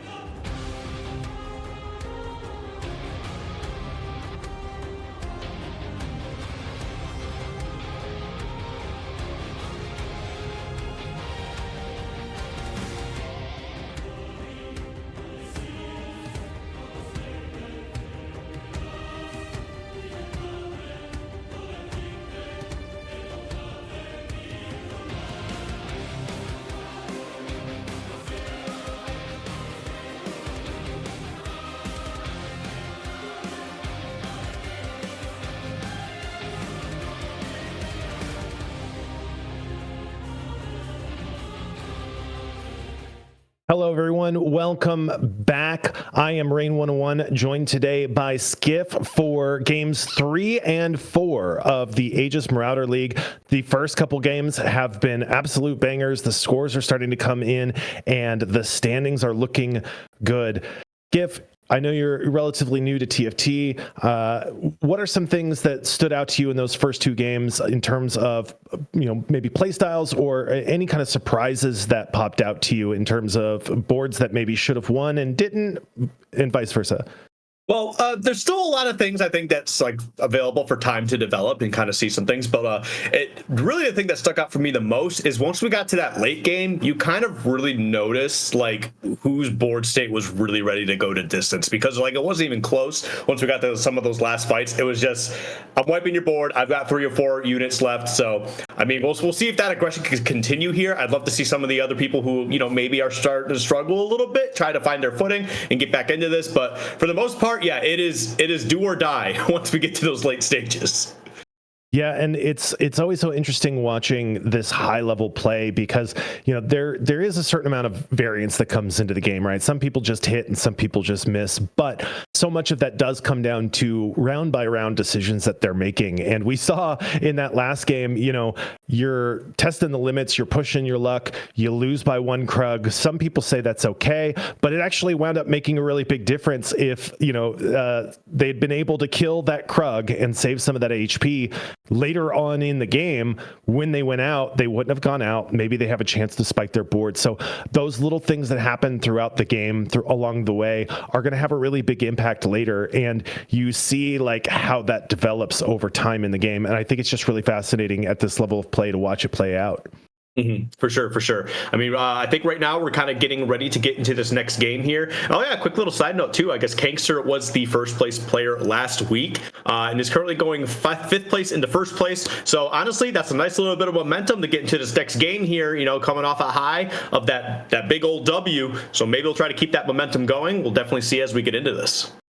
Yeah, and we've had some really incredible performances in this week too that were not on the broadcast. Worth noting that 4 Stars Plop has gone 1-1 today, and we're not going to be able to see them in the broadcast today, but we will be rooting for them to keep that streak going because, again, at this level of competition, being able to put together back-to-back firsts, let alone back-to-back top 4s, is just an incredible feat. We will have Kangster in our group. We're going to see if their dominance can continue, as well as, some of the summer camp folks. As a member of summer camp, I was spending some time before the broadcast started today in the Discord, and they were warming up playing ARAMs. So maybe before you're coming in, when half of the study group is in the bottom tier of this, spend a little time studying, guys. I don't know. Maybe the warm up will have paid off for PH Dan and 416, who desperately need the points, whereas Pete is coming in, if I'm not mistaken, 6th place. So we do have a lot on the line for this third game. And as we can see right here, we're going to get started with component anvils here. So for those at home, if you don't know, you get a couple anvils, allows you to pick between one of 4 items. And generally people like to hold on to those just a little bit, just so you can start to see what kind of board you're going to have built and see if you can try to use those items that pop up out of your anvils to kind of really dictate the pace of your game, where you're going to be building to. As we can see right here with Kingster, he's going to find that headliner Tarek to kind of get some things started here, filling up the board with just a few other units. But yeah, we'll see how this plays out here.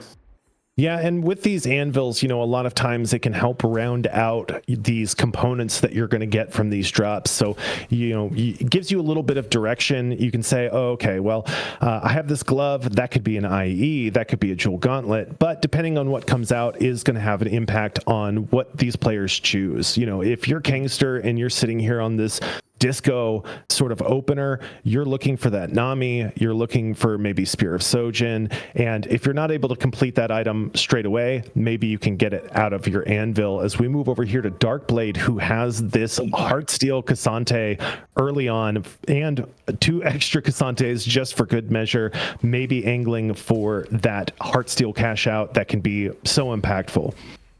Oh yeah, no, I've gotten a chance to mess with the cash out myself, and I totally flubbed it.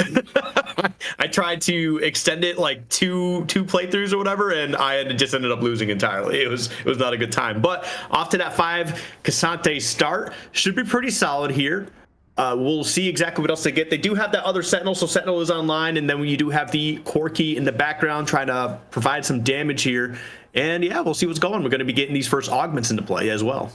Sure, and Darkblade here going with Cluttered Mind and trying to make some space on their bench to actually get their Cluttered Mind units in. They had the option of clear or cluttered, and in this spot, especially low level, you're looking for pairs, you're looking to get that free XP, and you're already kind of planning on lost streaking if you're playing. So a natural choice for them in that spot.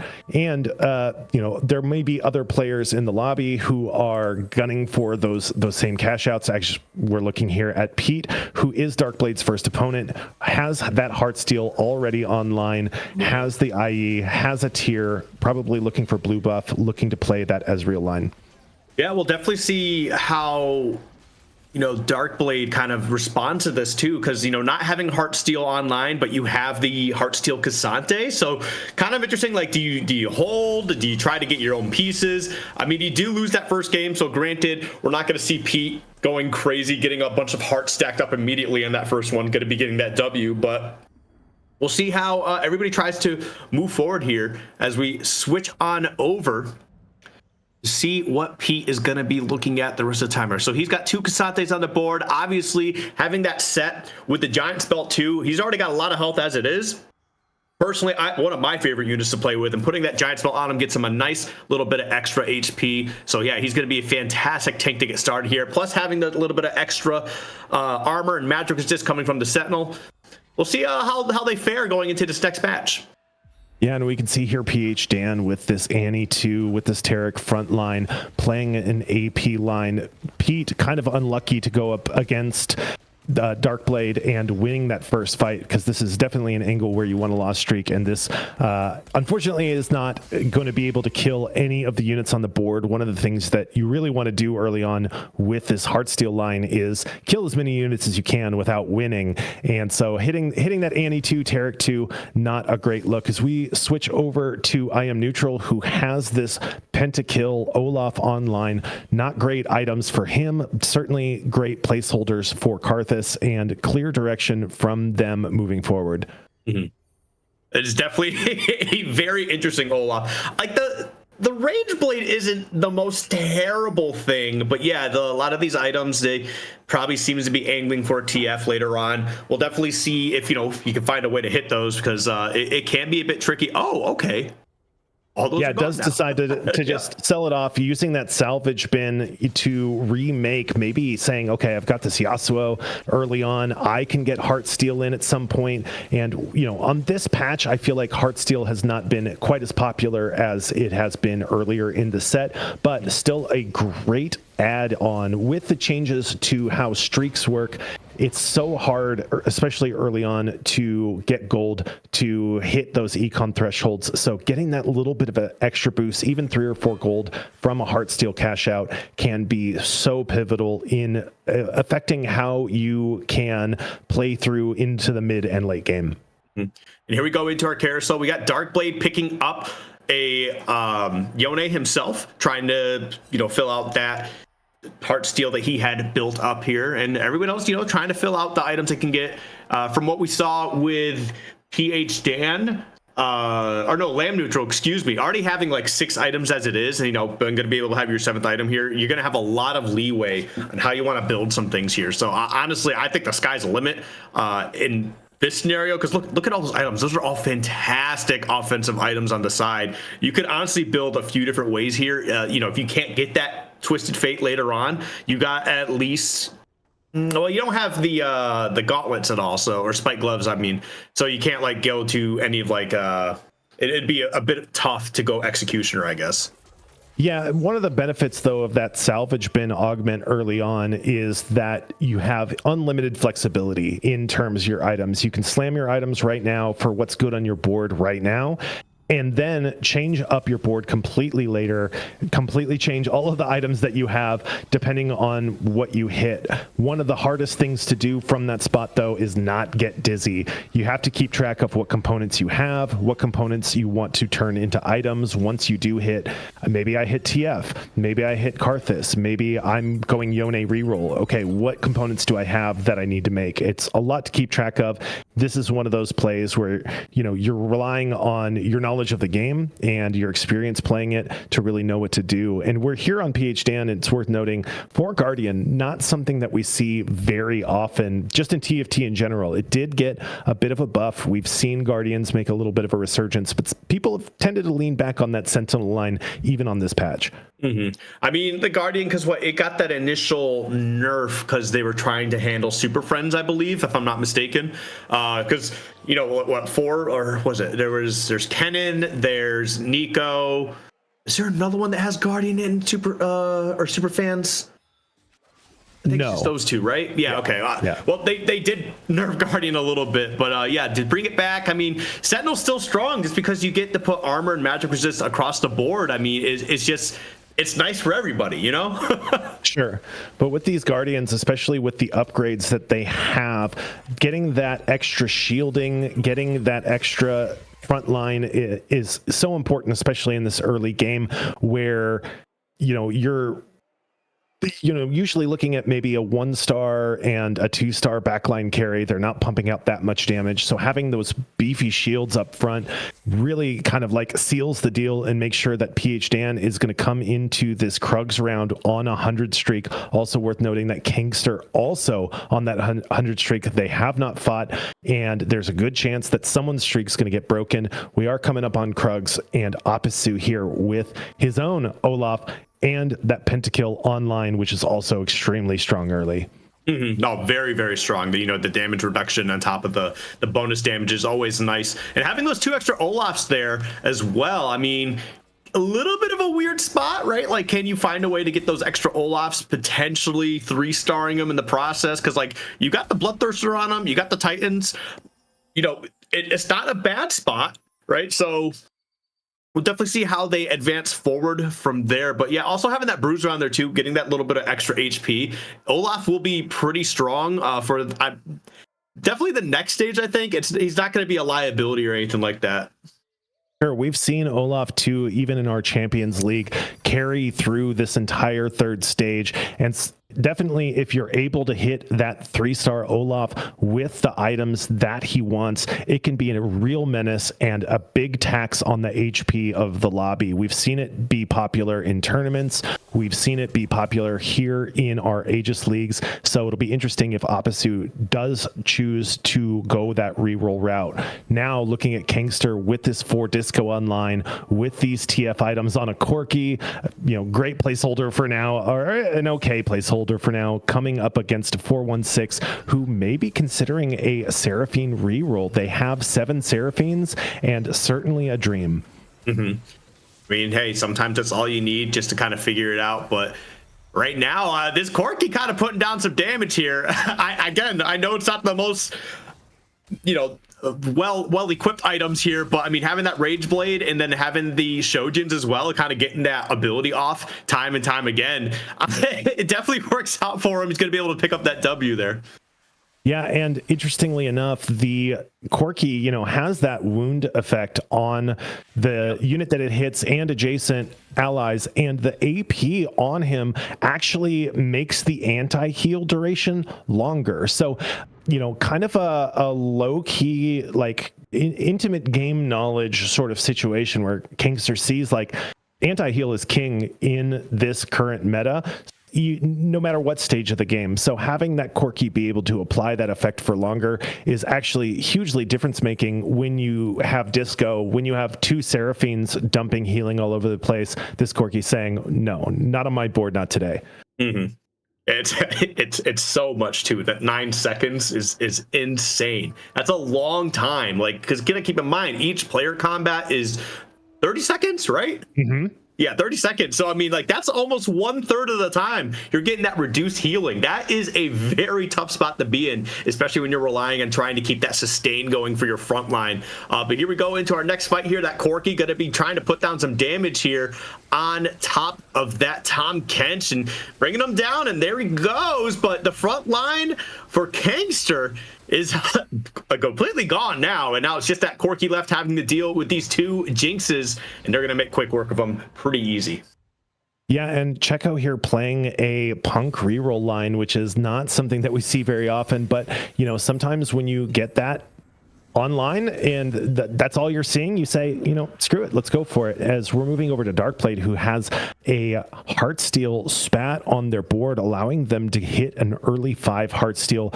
This is where things really start to ramp up for this comp, where you're able to hit those gold values of 50, 60, maybe even 70 or more, depending on whether they want to take the cash out or be really risky and raise the stakes. It looks like PH Dan's going to be fighting Kangster here, so going to be interesting to see how that plays out. But on top of the other thing here is the fact that, like, his cash out got him the gloves as well. You're going to be throwing that right on to set, and he's going to have a lot of mana. He's got blue buff and the tier. Going to be popping off those abilities pretty consistently here. And I mean, he already stays alive pretty well, especially when his ability goes off. He gets to pull up that shield. But man, you look at this Olaf here, and he is shredding through that team. Got the super fan on as well, so that Sterix Gauge coming through. Yeah, that super fans giving the third item to that Olaf is a huge difference maker in terms of keeping that thing alive and crunching. But for Darkblade, a pretty good loss there. Having had that 5 Heartsteel in, that's really what you want to see. Maybe kind of hope to kill 1 or 2 more units. Jinx, not the best holder of that red buff, as she does that single target damage for most of the fight. So hoping to get out of that into maybe even finding an early Ezreal and potentially even getting 7 Heartsteel online. Right before the broadcast, I was hanging out playing TFT and hit a 7. It was loot delivery, loot subscription, and got spat after spat. Was able to make 2 Heartsteel spats. Got to 7 Heartsteel early, got a massive cash out, won the game. So it can be a really big difference maker getting that online, getting those big cash outs and squeezing through at the very end, and relatively healthy at 49 HP. Granted, they want to kill a few more units in the fights that go on, but we'll see how that actually plays out. Checo here on 7 Jinxes, hoping to hit that final 1 and be able to push those levels. Does this board have enough strength to come up against 416's Seraphine reroll? It does look like it. Seraphine 2 and Seraphine 2 still on the board, and 416 still not any closer to hitting that key upgrade than they were just a couple of rounds ago. I mean, you keep in mind, too, that he's sitting at level 5, trying to make sure he gets those Jinxes, trying to maximize how much time he has to make sure he hits those. But that, that Rage Blade on top of the bow there, going to be putting down a lot of damage, shredding those Seraphines in the background as well. Jinx definitely goes really crazy once her attack speed starts ramping up very quickly. And it does that. Go ahead. Oh yeah, it does that. It does that very, very well too. I think also having the rapid fire Jinx headliner, if I'm not mistaken. So yeah, going to be attacking super fast. And by the time you get to those Seraphines at the very end, they're not living very long. Yeah, and we're looking at PH Dan, who is the only streaker in the lobby at the moment. They are on this 9 streak, and it does look like they're going to be able to keep that up, going up against their study group teammate 416. This Bard is absolutely just duding out of his mind here, and PH Dan living for one more round coming into neutrals, and that's a huge victory for him. Also worth noting, holding on to these rerolls. PH Dan, since picking up this augment at 3-2, has not rolled a single time. The rerolls that he gets from that augment do carry over, and that can be huge, especially win streaking, being able to push level 8 early and get so many free rolls out of it. I was just about to mention about having the headliner Bard and having scrappy inventions with the recurve bow on there. It just allows him to just get a random attack speed item, which would get him more dukes, but ends up getting rid of them. But honestly, not a bad play, because now you got a Karthus here. So as soon as we get back into these player combats, I mean, you've already got the adaptive helm on him, you got the Morellonomicon, so like you're gonna be putting down some pretty solid damage pretty quickly, and it's gonna be a tough time for the other players in this lobby. We'll see how it plays out once he gets into combat here. Yeah, we see 416 here rolling down for the Seraphine, and does hit here on 4-1. Nice. That is a huge spike for them. They also managed to upgrade their Nico and Lilia. So frontline there, backline definitely in place, and 416 sitting on 97 HP on the back of that Tiny Titans, has the HP to spare to build their econ back up. Will they be able to, now with this more fully upgraded board, take down some victories and play for the top 1? This is a comp that really relies on hitting that upgrade as soon as possible so that you can hit those levels 7, 8, and even 9 sort of like power spikes, building up that 7 KDA, getting more units on your board. Here, a convincing victory, and 416 looks to be cruising. I mean, yeah, having that super fan, and then also, oh wait, we're gonna get a cash out here after the augment. After the augment, of course. But look at this, we got the platinum augments coming out to play here. I did not see what was clicked. Oh wait, that's new recruit. New recruit. I forgot. You can just look to the left sometimes. And so Darkblade here getting that cash out, now sitting at over 90 gold. They did get a Protector's Vow and a Champion Duplicator out of that cash out. So now if they're able to, here on 7, roll it down and find the units that they're looking for, it looks like they might be playing for this Yone reroll angle, but perfect items on that Ezreal. So I think they're just going to have to play what they hit. Having that Duplicator, though, does make going for this Yone really enticing. And not only just that too, but if another Ezreal happens to pop up, you can get him a quick 2-star, which will exponentially increase the damage output from him alone. So yeah, you do have a few different routes you can go here. Yone's probably still the play, but having that Ezreal backup plan is really not a bad thing at all. Yeah, and we know from our experience just casting throughout the league that this Yone reroll is an absolute menace. It is a top 1 comp for sure. With this Ezreal, with these items, that's great, but you're sitting here at 38 HP and you have to do something drastic to turn it around. Yone reroll, a great way to do that. We're going to look over at Crazy Pete now, who is dropped down to 16 HP. They have hit this headliner Ezreal with the Sniper's Focus, with the Manazane, with the Infinity Force, which are phenomenal items. The Zanya's not necessarily what you're looking for from this What the Forge, but plenty of places that can go, especially maybe on that Yorick, to allow a little more shred, him more time to cast and do that damage.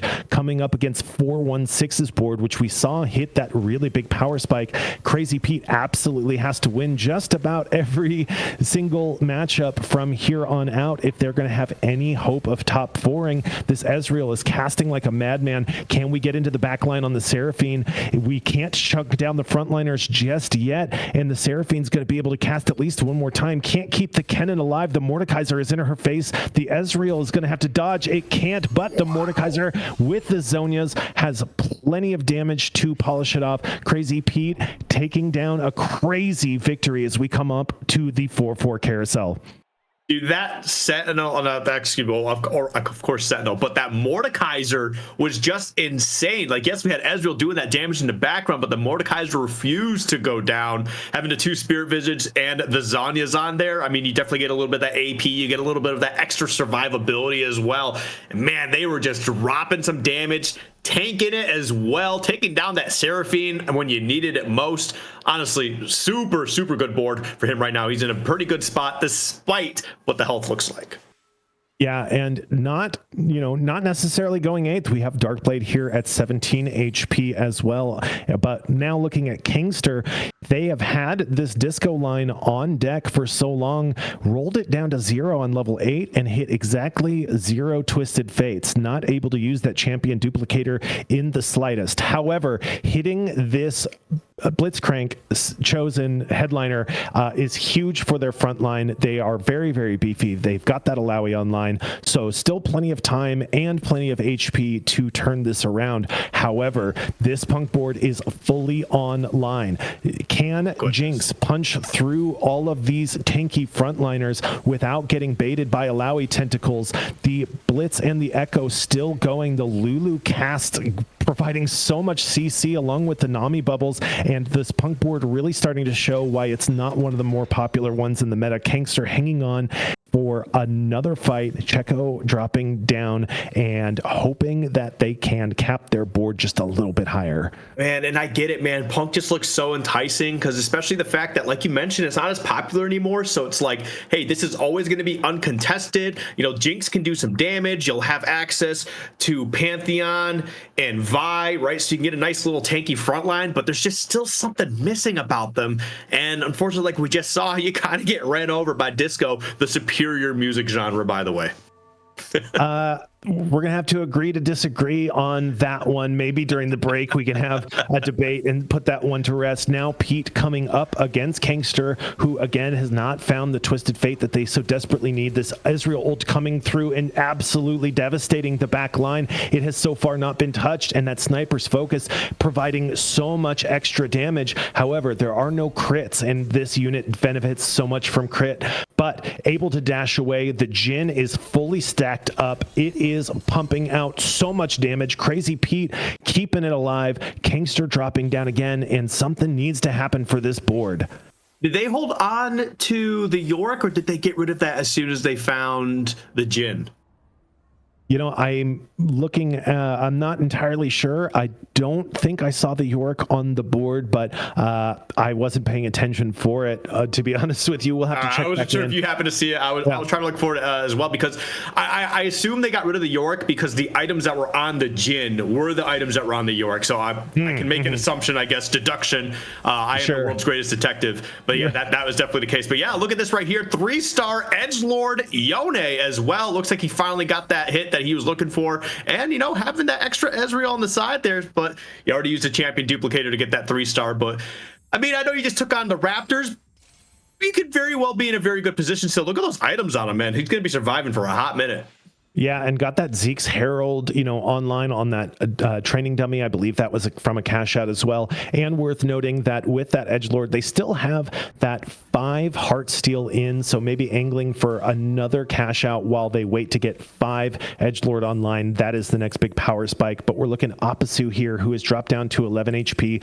They've got Pentakill online. They're playing this Viego, but not able to find the Karthus that is so important to get into those backliners. However, Viego can get there if he is positioned right. It's so much of this comp comes down to making sure that your units are in the right places.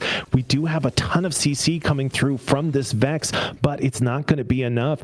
The damage just isn't there, and Apsu isn't there anymore either, dropping out in 8th place.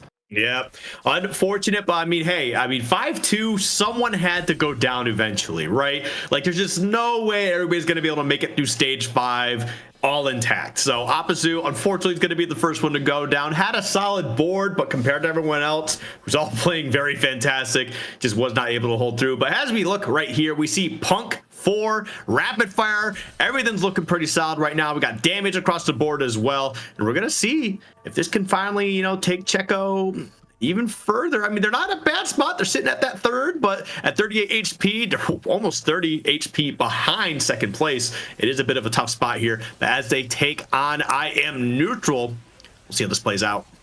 Yeah, Checo here really relying on the attack speed coming from these rapid fire champs and this fully upgraded front line with the Zac 2 to really keep them sustained. It is going to be more than enough. The Karthus 1 certainly not providing enough power to chunk down those backline units and get that kill. And here's a spike for Checo getting that Kate 2 online, and we are cooking with gas right here, right now in the Aegis Marauder League.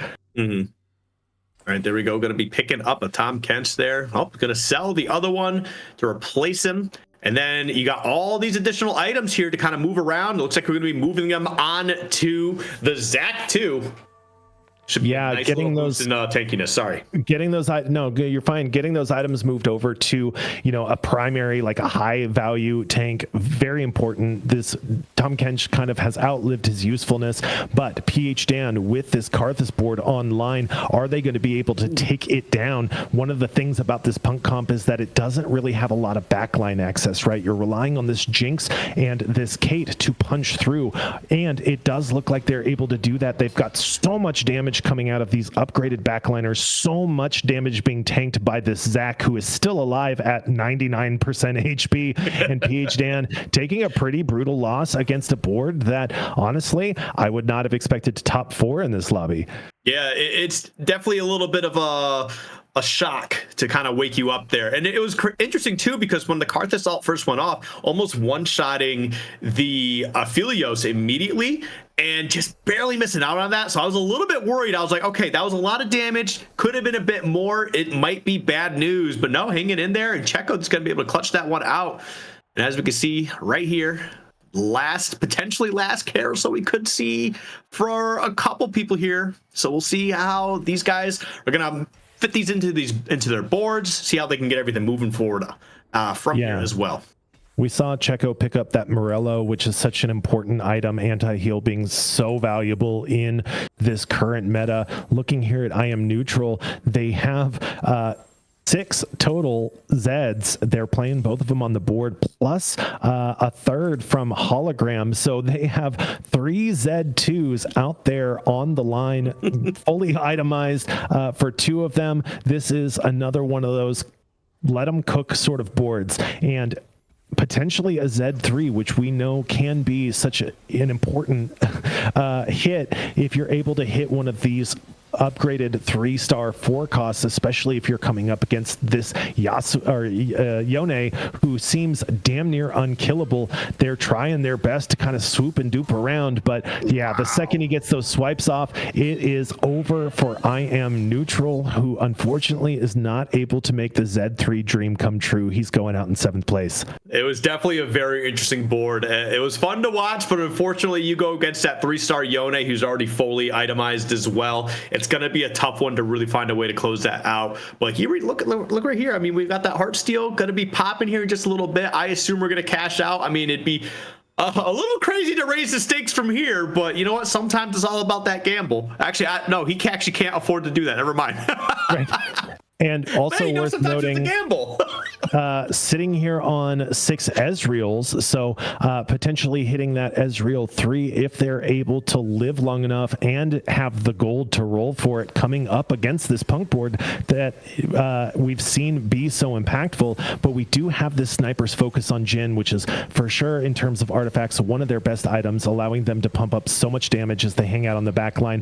One Ezreal cast, the other Ezreal cast, it's not going to be enough, but we do still have the Zac bouncing around on the front. front. Can the Ezreal live long enough? It can. It chunks so much out. Now it's Ezreal, Zac, bounce. But can the Zac? No, it can't. And Pete living with 1 HP, getting this cash out and delivering a victory. That was insane. That Ezreal just wiping out that backline was so huge. If he had aimed in a different angle completely, like that could have been a much different story. That Jinx could have just kept shredding through, building up so much damage. But man, what a clutch moment there from the Ezreal coming through, huh? Yeah, and speaking of Ezreals and Heartsteel, it seems to be the name of the game for this lobby today. We have Darkblade, who is still sitting on that 5 Heartsteel with the Yone 3, which is a variant of the board we don't usually see. Typically, you're looking to go into that 5 Edgelord to really maximize the amount of damage and healing that Yone can do. But Yone, with healing in his kit, with a Bloodthirsters, with a Gunblade, doesn't really need it. At this point, you're just hoping that he can dash into the back line and deliver those real big swipes. We are seeing a TG come online along with this Crown Guard, so adding more frontline to the frontline. Yo, dog, we heard you like frontline. So we put some frontline in your frontline so you can frontline while you frontline. And we gave you a Jhin for good measure. Getting all of those items on right at the last second.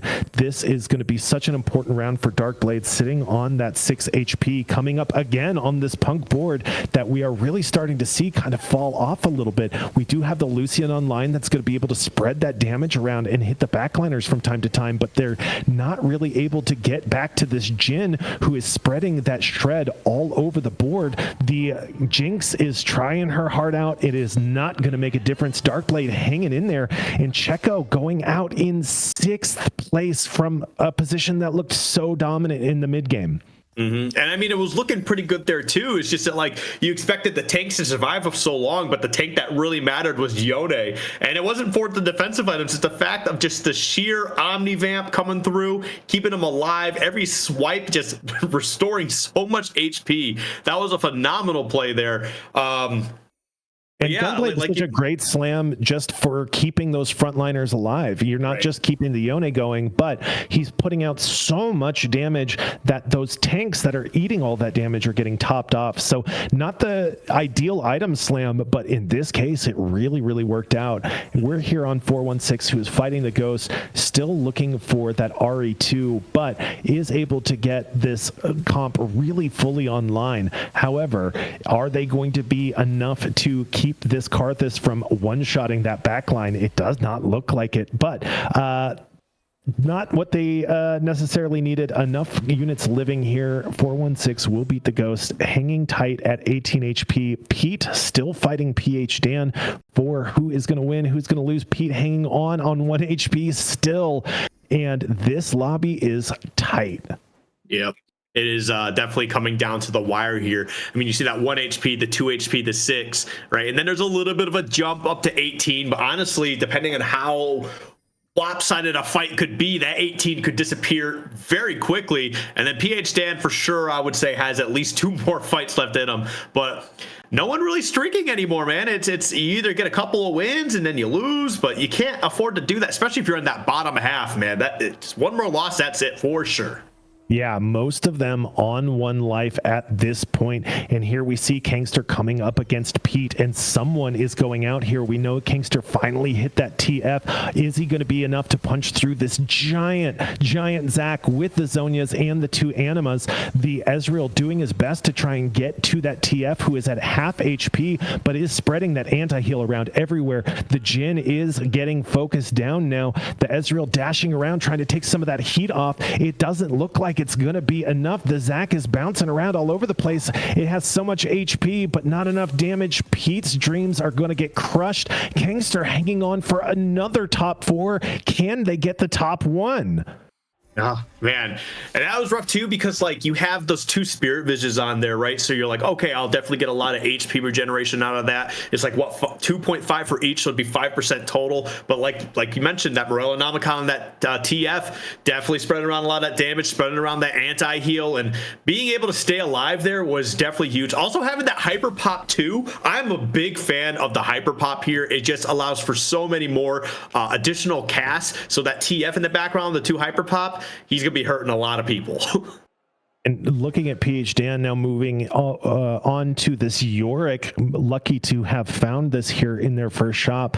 And this board we've seen, especially if you can get to 10 pentakills somehow, is so impactful. It's so dangerous. It's so hard to counter. You've got backline access. You've got tanks. You've got frontline access. You've got so many different opportunities to just deal damage and execute. Here we're coming up against Darkblade, and we've seen this board perform just out of its mind as well. Can the Karthus do enough damage to key units? It does hit the Jhin, and that's a huge blow for Darkblade. The second cast is coming out, and it chunks down so much, but this Yone is just absolutely devastating. PH Dan taking a nasty loss, and everybody now on 1 HP.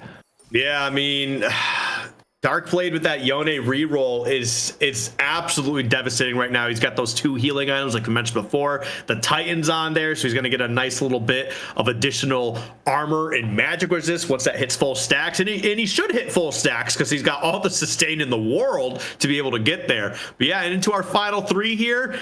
I mean, it's do or die. You either win or you lose. There's no in between. Yeah, someone is going to get the lucky roll against the Ghost, and it is Darkblade here. Obviously, Ghost boards have had a history of being a little buggy and not nearly as powerful as their real counterparts. So Darkblade kind of high-rolling the matchmaking here in getting that Ghost board, meaning PH Dan and Kangster are on the other side fighting for their lives. Darkblade is going to take an easy win. What's happening over here? It looks like PH Dan is going to go out in third. Kangster hanging on and pulling down a top 2, continuing their dominance in the Aegis Marauder League. Yeah, we got Disco versus Yone reroll. It's going to be very interesting to see how this plays out. We're going to get one more dragon fight out of this, though, before we get to that final fight, so we get a little bit of extra rewards here, so you can get some item optimizations to try and figure some things out and try to get everything to play out nice and easy. But we'll see what rewards they get here. Yeah, one of the big challenges with this disco board is positioning, especially against someone like Yone, who can very easily wrap around into the back line and utterly obliterate your carries before they have a chance to do some real damage. We can see here, Kangster kind of clumping everything into the back corner. A little birdie told me yesterday that there's an ideal positioning angle. It looks like Kangster might be moving into what the little birdie told me here, knowing how Yone can be positioned, knowing how he can wrap, trying to spread things around and bait that unit into the wrong side. It is going to all come down to this. We've got the Yone on the left. We got TF on the right. This is great positioning for Kangster, about the best that they could hope for. Can the Yone get back into that corner before TF gets enough casts off? We've got the shred coming out from the Ziggs. We've got Ezreal casting so hard in the backline. The Yone does not care where you're positioned. It does not care what you think. It does not care what you do. It will find you. It will kill you. Kangster out in second place, and Darkblade pulling down a huge dub. Absolutely. And we were just talking about this too. We just finished in first. I believe that's what was mentioned. He's got 5, 1, and now another 1 to go with that. Definitely sitting pretty here. Beautifully played from Kangster. That Yone reroll coming in super clutch. Yeah, and with Kangster, we were so worried about him throughout that whole game. He rolled down so much gold on 8, did not hit a Twisted Fate, but the value of frontline had that Disco, Sentinel, Blitzcrank in the front, pumping out so much damage on the frontliners, supporting that Twisted Fate when he did eventually find it.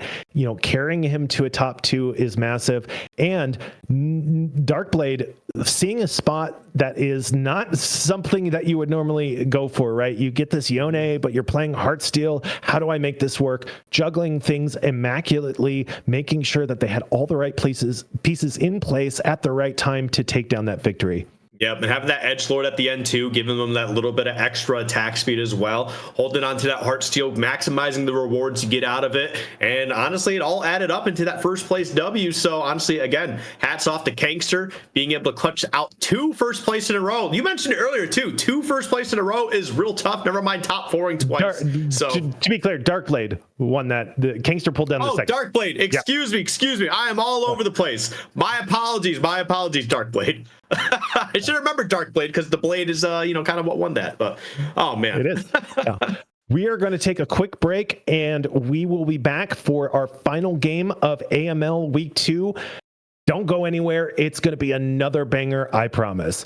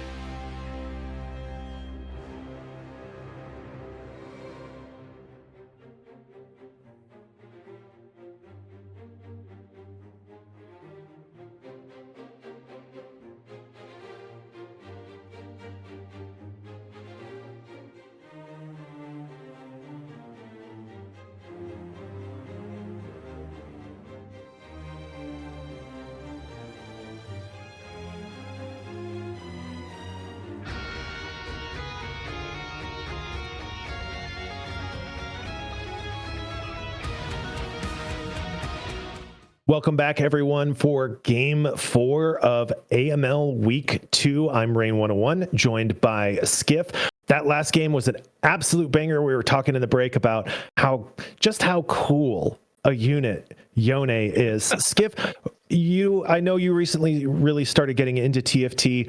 This is, I think, your first set. What is your favorite unit of the set so far? My favorite unit personally is Set, actually. He just slots into so many different builds. Pentakill, he does decently okay in the emo. You're building country, he goes really well in the country. So like the fact that, he's just this big buff guy, likes to punch things too. I'm a big fan of the headliner effect because I like watching the stats go up, the HP get bit nice and big. So honestly, Set's my guy. That's just what it comes down to, Yeah. Now the real question, like, units are cool, whatever. What's your favorite music in this set? Everyone has one. My favorite music, we briefly touched on it. We didn't quite have that conversation, but it's the disco. I love disco. And when I said that it was superior to punk, it's no diss to punk. I grew up listening to punk all the time, right? Us old heads, it's a different generation and all that. But just disco has my heart nowadays. It feels so good to listen to. And, sometimes when things get a little dark, you need a little bit of uplifting. I feel like disco does that. Yeah, when this set came onto the PBE, right, we were all very excited to hear the music. They'd made a whole to-do about it. And I think unanimously everybody loaded in and heard that disco and was like, okay, I think I suddenly like disco. I'm not a huge fan of disco, but I am a big fan of the disco track. I think overall, though, the little hyper pop line when you slot in that Lulu, love it to death. There's something about it that just gets stuck in my head. Another thing to note about Set, I think is a phenomenal unit. And one of the interesting things about the design of TFT is usually, when they give a unit 3 traits, they kind of make it a weaker unit. There's a trade-off somewhere. Not in this case. Set is basically a 4-cost, just on the virtue of how powerful a tank he is, how he can be, sort of stacked up. He fits into so many different things. He can give you heart steal. Just a phenomenal unit, and certainly one of my favorites. Coming into this game 4 now, moving on, we do have this Prismatic Prelude, which is a big deal. These prismatic augments can be so game impacting. What's your favorite prismatic in this set? Oh man, right now probably Birthday. I love trying to see what units it's going to give me. It entices me to save my gold up even more to level up as fast as I can, because I am a big roller. That is one of my biggest weaknesses in this game as a player. Is I love to roll. Reroll is just a beautiful thing for me, because like I mentioned before, it's like opening up a pack of cards. Every time you reroll, there's just new cards there, and you get disappointed every time, but you can't stop, man. It's all about the gamble. Yeah, the TFT roll down emote that you see so often of the gold going from 100 to 0, that was actually taken from Skiff's game. Little known fact, but here we're looking at Darkblade's POV getting these sort of AD items. I think everyone here is kind of looking for a birthday present from this augment. I know for sure when I see this, I get a little bit nervous because there are some that are so game changing, right? You play Cruel Pact, or somebody hits Twin Terror early and you're looking at new recruit or something like that. So it can be really, really interesting how people high and low roll and what angles they decide to take. Looking here at Appasu with that Rod tier on bench, almost certainly going to be angling to play some kind of AP line. And we know that Karthus really benefits from that Archangels. We have 2 Mordekaisers on the bench. This is a really interesting spot. And there is a birthday present. Probably not what we're going to pick here, but Roll the Dice and Freaky Friday, both very, very good options as well. Oh yeah, I mean, you get 2 Infinity Forces, already huge. You get to roll that birthday present away. You get that Caretaker's Chosen. Going long, I mean, you get to no longer you have interest, but round start 4 XP every time. You don't have to worry about leveling up anymore. It might be a little bit slower, but it's going to get there, and you can just use all your money to re-roll and get as many units as you need. Yeah, going long is a choice that is really popular at high elo for a lot of players, but also extremely divisive as well. There are a lot of people who think that it's absolutely busted, and plenty of people who think that it's one of the worst augments in the game. Yeah. Opposite choosing to go with these Rascal's Gloves here that are going to give 2 radiant items to whoever they slam that on. They do wisely put it on the Evelynn here, getting that big extra bit of damage on her with the Spear of Shojin being able to cast so much, has the Spear of Shojin regular on the Senate in the background as well, angling again for that AP line. Huge power spike on their board, and Opposite is going to take an easy victory. Yeah, I'm having the headliner Evelynn. It's in stage 2 is just such a threat. She kind of falls off for me. I feel like she falls off pretty quickly, but stage 2 headliner, she's just so terrifying. You get a couple items on her too, and she just goes crazy. Yeah, 416 here also taking this Rascal's Gloves, getting these 2 items on this Olaf. Probably not going to be sticking with this for very long, choosing to not level up, not upgrade their board. They do have the Titans on bench, though, if they wanted to go into a Riven or Yone reroll. Now looking back at Darkblade, has this Disco online, but with the IE slammed, so probably not something that we're going to take in the long run. Yeah, I mean, also got that Twin Terror as well. So with that IE slammed, could be looking to try and get some Executioner play going on. Maybe transition over to a little bit of Country. You know, you get the Samira going with Twin Terror. That is Twin Terrifying, let me tell you.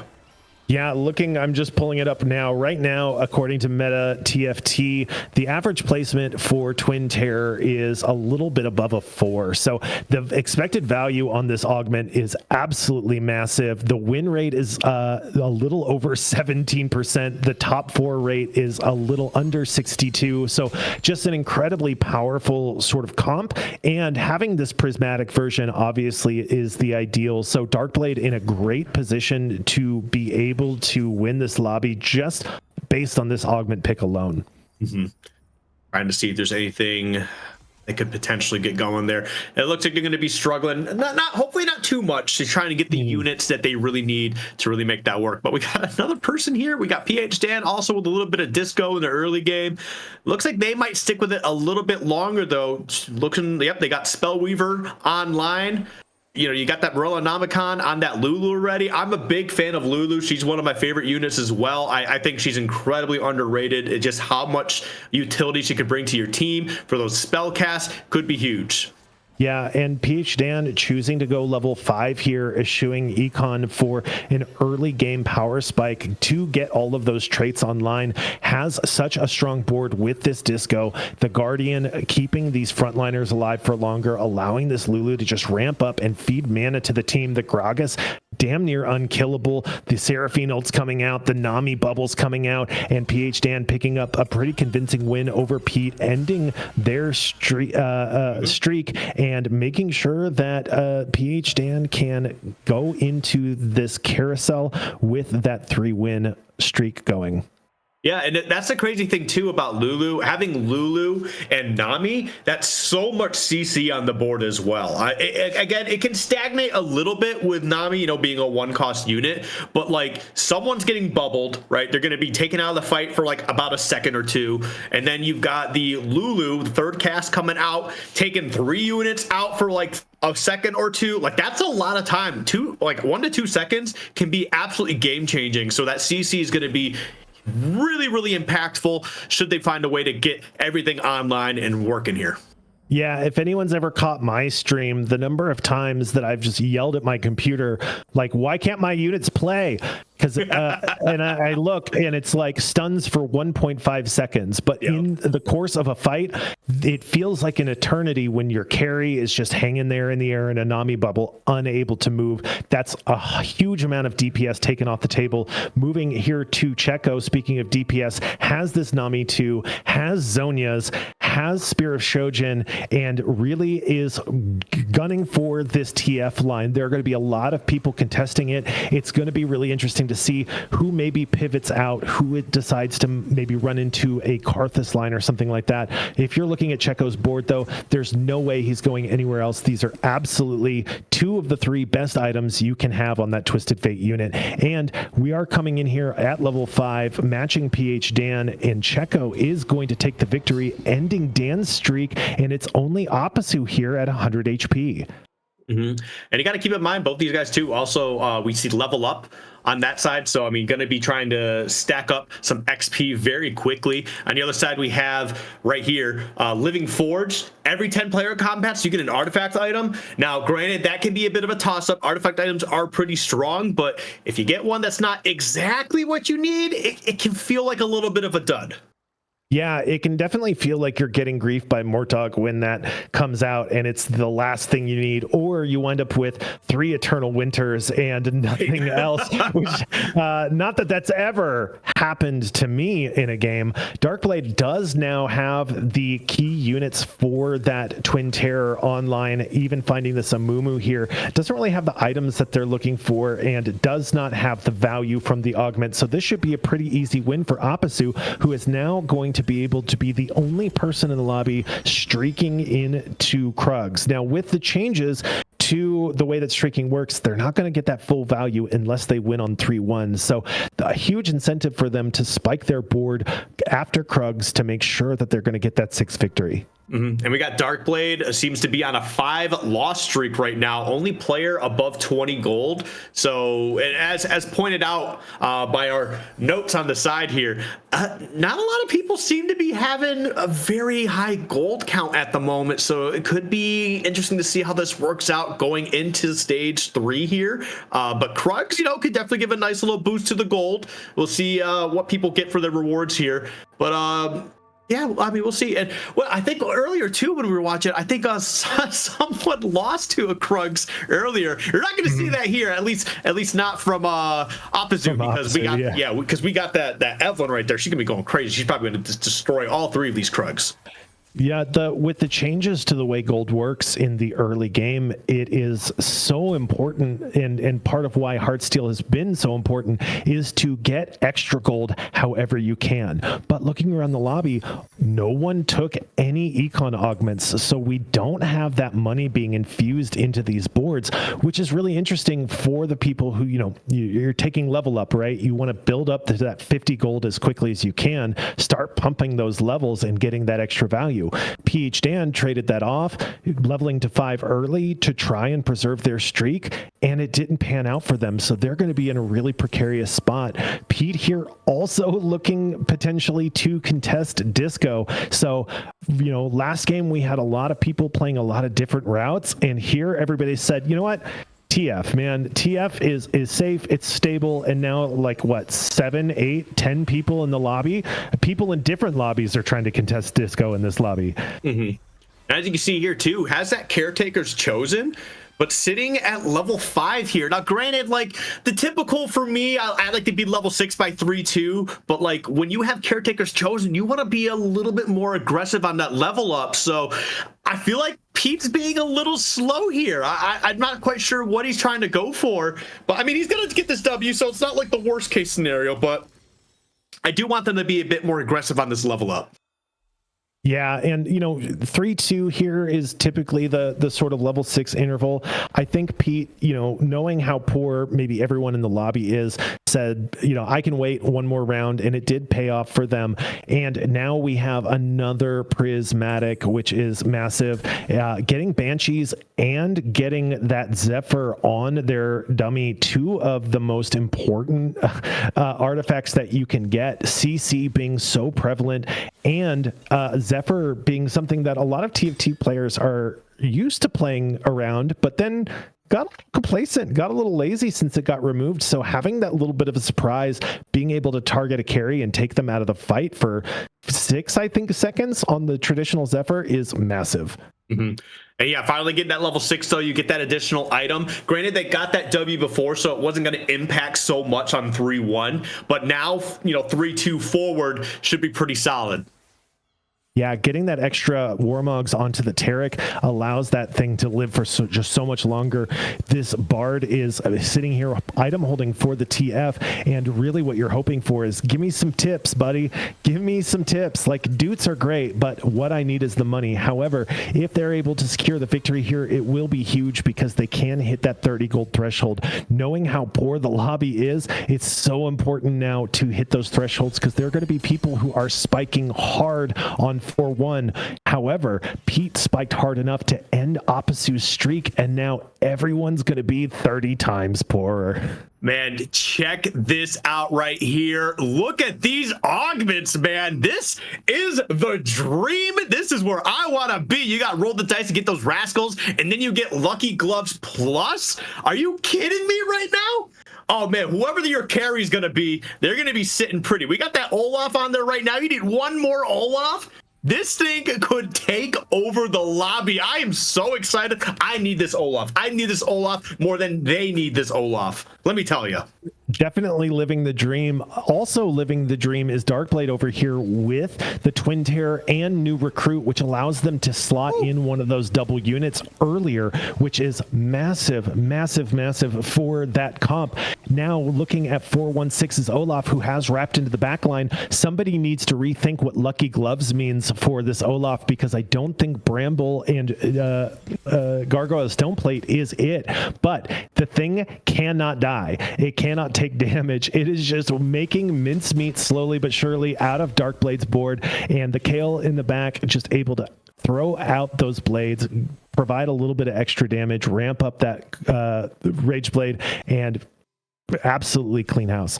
Well, keep in mind, it's not just the Bramble and the Gargoyles plates, the Radiant versions of those items too, so you get a lot of extra stats. So yeah, while it's not like exactly what you're typically thinking of when you're putting things on the Olaf, that Olaf is not dying. he is around for the long run. Yeah, in this carousel, this, of course, is going to be pretty impactful for people building up their key units. And with this double prismatic, making sure that you're getting something like an Olaf 3 with the right items on it is so important. There it is, just gets it for free. Sitting here at 61 gold. They didn't have to spend money to get this Olaf. Somebody out there heard me throwing shade at summer camp and said, all right, you guys can have this one. This one's for you. Pete sitting at the top of the board, 416 hitting that big spike. PH Dan sitting there at 74. This is looking like a summer camp's game to win. Yep, and they got that Gambler's Blade right here too. Full stacks on the Gambler's Blade. So that Kale is gonna be swinging. Look at her go already. And here comes that Zephyr. On that dummy. Hitting that Zephyr on a pretty useless trait bot, not exactly what you're hoping for. You have a Taric on your backline, not exactly what you're hoping for. You don't have any CC immunity on your Yone, not exactly what you're looking for. Neutral taking a nasty hit, Pete keeping it going. Yeah, I mean, you got that Bard in the background just popping out those dudes, and like we mentioned before earlier as well, you got the Nami and the Lulu just dropping so much CC. I thought that Kale was really going to be popping off here, and then I saw that Lulu ability go off, and she just stopped in her tracks. Just allowed Taric to kind of just beat the heck out of her, man. And here, looking at PH Dan playing a board that is kind of niche, that has been coming back a little bit. For a long while, on PBE and the first patch of this game, Jazz was king. Jazz was everything. And re-rolling this Bard MF was the way to go. It fell off a little bit, and some people have been bringing it back, including here PH Dan, who has this Jazz Misfortune, which is absolutely massive. Looking here against I'm Neutral, who has got this Heartsteel online. It's gonna be kind of tough for them. Yeah, you've got these three Yones, but no CC immunity. Nami Bubble proving to be so impactful, just lifting people up in the air, allowing this Misfortune to ramp up and knock them down. Mm-hmm. Yeah, and she's got that Death Blade on there with, the ramping attack speed from Rage Blade. Yeah, she's going to be a very big problem. If you can continue to get these units out there, potentially 3-star her, and then, maybe find an Ezreal to, get that big shot, level 2, things could be really nice. Yeah, we've seen this comp win very, very high elo lobbies. Here, getting another component from that buried treasures, has the option to slam a Giant Slayer or maybe wait for that IE. We're going to check in on Checo now, who does have this Zonia's Goldmancer's Karthus online, such a great item for ramping up his damage, has the diamond hands as well. One of the best frontline items in the game, providing you money, providing you with complete immunity to damage for 2 seconds on that headliner Cassante with the Sentinel. This is a great spot for Checo, who really needs it, and getting more artifacts coming in, an Anima Visage and an Eternal Winter to round things out. The front line is stacked. Yeah. Well, I mean, you got What the Forge there on top of Living Forge. So, yeah, you're going to be all artifact out. Like, there's just, there's no one in sight for you. And, oh, over here, looks like we got rid of that headliner Evelyn. I mean, at 4-1, I feel like she kind of ran the course there. You can try to put some, Rascal's gloves onto a stronger unit. Putting it on that Garen there, not a bad deal. Really strong. He's going to have a lot of HP, going to give himself some more HP too. And also, not some bad items to get started here. So the Evan Shroud definitely going to be able to, reduce some of the armor of the units, kind of allowing that back line, at least for Kaisa, to kind of, stack on a little bit of damage. And it's not looking bad, but it's not looking great. You kind of need this Akali to live a little bit longer, allow this Karthus and this Vex to go the distance, and I just don't think it's going to happen. It looks like that's going to be the end there for that fight. Wait, we have life? Oh, wait. Oh, okay, there we go. I was worried. I was nervous. Yeah, this Yone with 3 items is going to be so hard to kill even at 2 stars, and unfortunately I think that's a Karthus 2 diff from that spot. We are going to tone things down just a little bit with this final silver, and 125 is looking like a pretty solid choice here. Teaming up, maybe not the best. Unified, I don't love in this current meta. They do take it though. They're like, you know what, we'll figure it out. We've got 3 in the front, we'll put 3 in the back. Not the most impactful thing. We're really just hoping on this level 8 roll down, can I hit this Karthus 2? So much relies on getting this unit upgraded and being able to crit. The Pentakill Akali though, a huge pickup. You have to think, with one more item on her, it might have been the difference. Now getting this super fan Hodge to double up her sustain and her damage. And Appasu, took a nasty loss a close loss last round, but looking at a pretty good spot if they can hit this key upgrade. It's really funny looking at these items here, because you got the Fist of Justice, 2 of them on Akali, and then you see the Radiant version on Garen, which is called the Fist of Fairness, and it's just a buffed up version. It doesn't feel that fair, but right now we're going to see Akali trying to put down a lot of damage here. Got that Pentakill emblem on as well, getting a little bit of that extra damage and damage reduction. As you can see, wiping the board, just absolutely closing P out there. Was that 6 units on the board still? My goodness.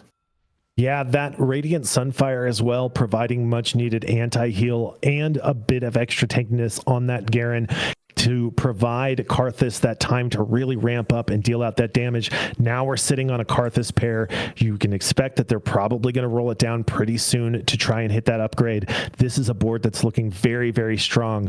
Darkblade's board also in great shape, has the Twitch 3 online with 2 items, has that healing orbs as well. It's going to be very hard if he can get these frontliners upgraded. It is going to be a very hard board to beat. Mm-hmm. As we can see right here, we got that Twin Terror. My goodness, this is actually looking terrifying. You got Punk on there, and you got the 3-star Twitch with Infinity Edge and a Giant Slayer. That's going to be some damage pumping out here. And as you can see, that front line is getting shredded because you also got the Vexes as well. Look at this. Oh, my goodness. Honestly, like, you just got Pantheon in the front just surviving. He's not really even doing anything. It's just these other 4 in the background just wiping it out. Just out there soaking it all up. Unfortunately, that Zephyr hit the least important unit on the board in that Amumu 1, so not as impactful as Pete would have hoped, taking a 6-unit loss here. This lobby is starting to heat up. We've got neutral dropping down to 13 and maybe even further. Yeah, taking a loss here and dropping down to 6, and Checo dropping down to 13. We are going to see some early exits from this game. Mm-hmm. For sure. And look at this, man. Some pretty decent stuff on the board. I mean, we're at the carousel for 4-4. right? You do have the Sona, and it looks like, okay, Kangster's going to pick up that Sona there. I mean, even if she doesn't exactly slot into your board right now, just having a 5-cost unit at this point can be a bit of a boon. And Sona, she can provide some pretty decent support here. Yeah, and here with Darkblade picking up this, if I'm not mistaken, going to be able to make a Spear of Shojin for that Vex, really ramping up her damage output by allowing her to just cast so often, especially now getting that second Vex 2 online. That is a huge spike for them. Both of those units putting out 4,000 to 5,000 damage at least per round on top of this Twitch. That is a scary board, especially for how healthy they are. Now coming over to Neutral, who is in last place with 6 HP. They do have, though, Death's Defiance Yone 3. Death's Defiance makes this unit so much harder to kill by delaying the amount of damage that they take, allowing them to top it off with this Bloodthirster healing. Is this Yone going to be able to reach this Karthus in the backline? Will it matter? We can see that he's there and he's stacking up. Every time he swipes, he's topped up back off to full. However, no CC immunity on this unit. If they're able to CC this unit in any way, that could be the difference maker. Yone swipes again back to 3/4. Boom. Here comes the Bloodthirster shield down to half. Boom. Back up to 3/4. No Dashes. way. Boom. Back up to 3/4. Down to half. Back up to full. Karthus casts. It tickles Yone. Yone 1v9s and Checo taking a nasty loss. Both of them sitting at 6 HP. Not only is my HP low, but my ego and my pride would be low. That is a disgusting Yone. Oh my goodness. You absolutely hit it on there too with the Death's Dance, delaying that damage and being able to get so much health back with that HP. As soon as everybody else collapsed, it was basically Yone and 1 Hex and then 6 units around him just trying to beat the heck out of him, and he wasn't going down. I was like, there's just no way. There's just no way. Now the question will be, what is stronger, 9 Yones or 1 Nami bubble? That is the bane of this unit. And as we can see, it is already getting CC'd out of its mind, positioned poorly for this TF. And again, getting knocked into the air, back to full. It doesn't matter. CC, huge, absolutely massive to knock I Am Neutral out in 8th place from a position that just as easily could have won this lobby. That is devastating.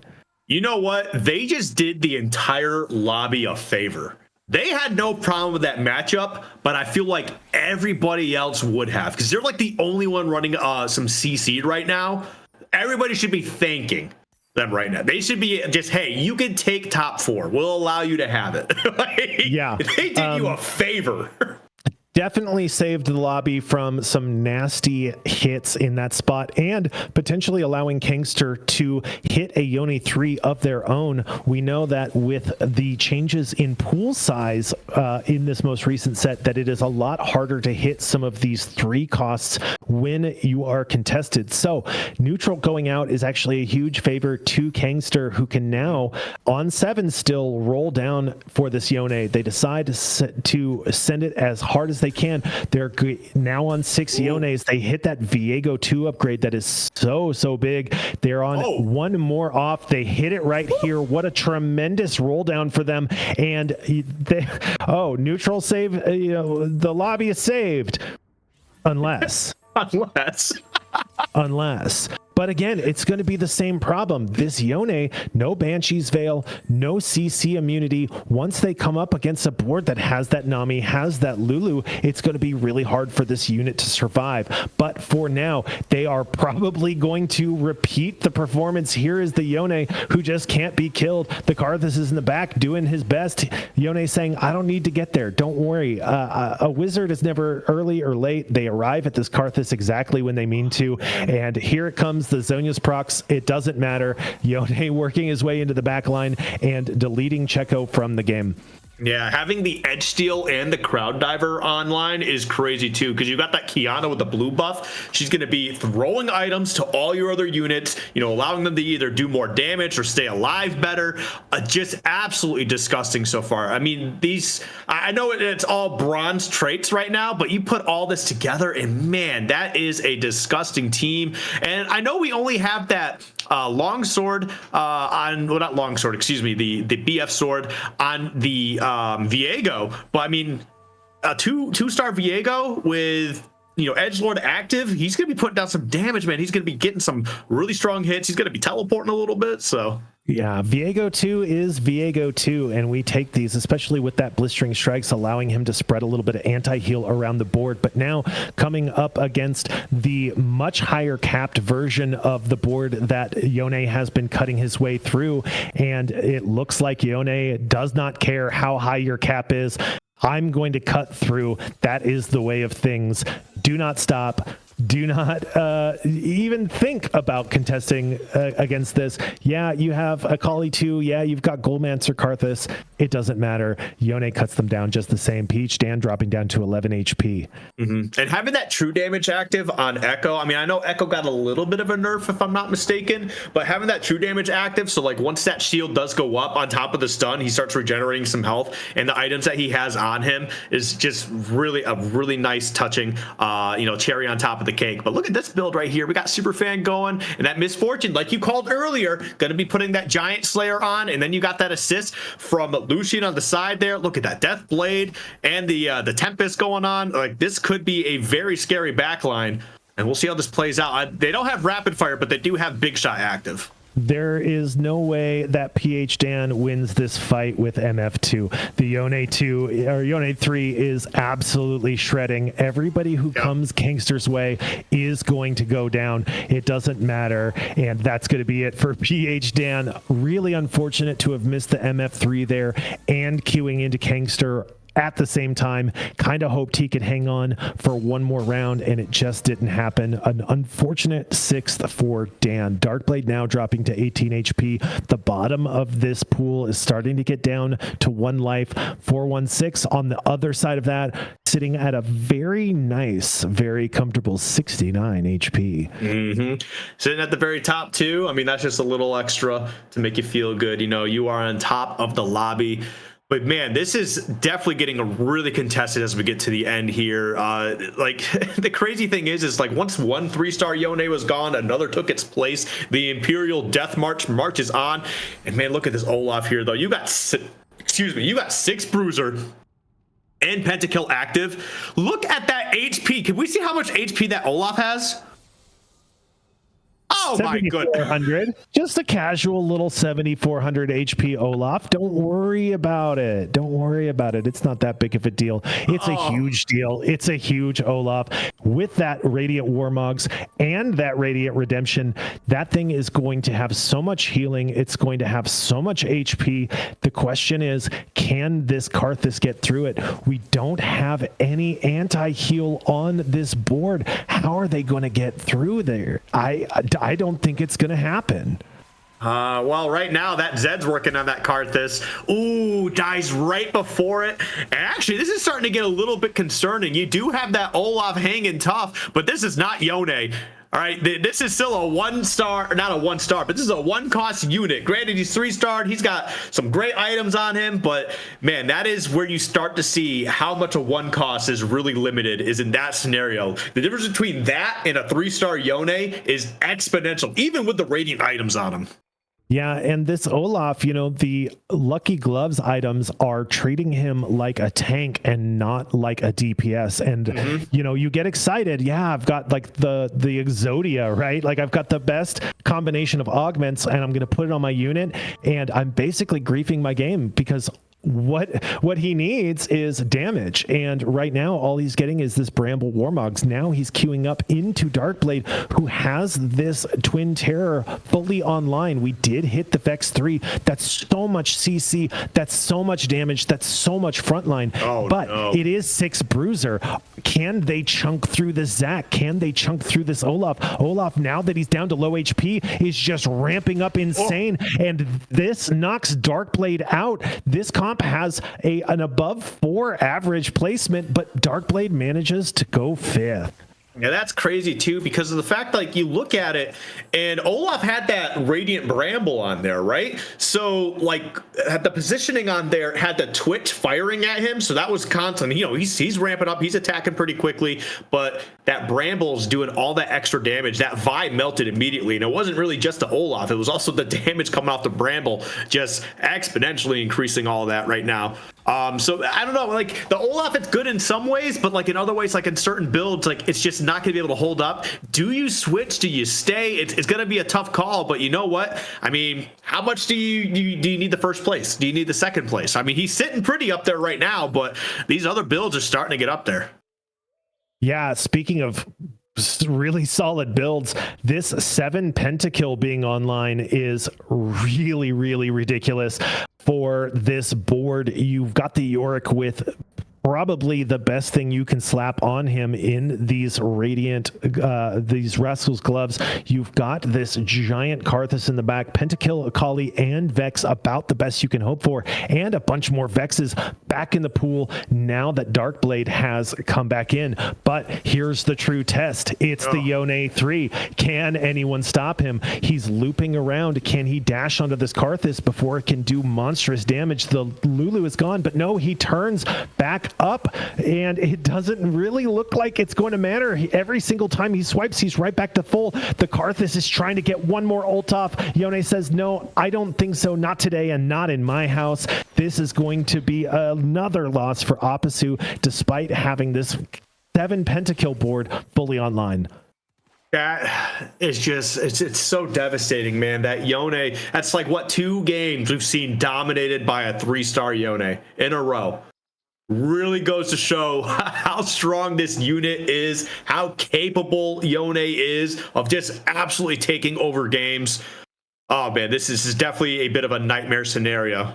Yeah, this unit is not normally. I'm sure in the upcoming patch it will be addressed. It does need to be tuned down, I think, just a little bit, but that's not what we're looking at right now. What we're looking right now is the mirror matchup between these pentakill boards that Akali is making her way into the back line and starting to hit the crap out of this Karthus, but she dashes away. Is it going to be able to get an ult off in time? Nope. She gets into the back line, completely deletes it right as it was about to cast, but here comes Olaf.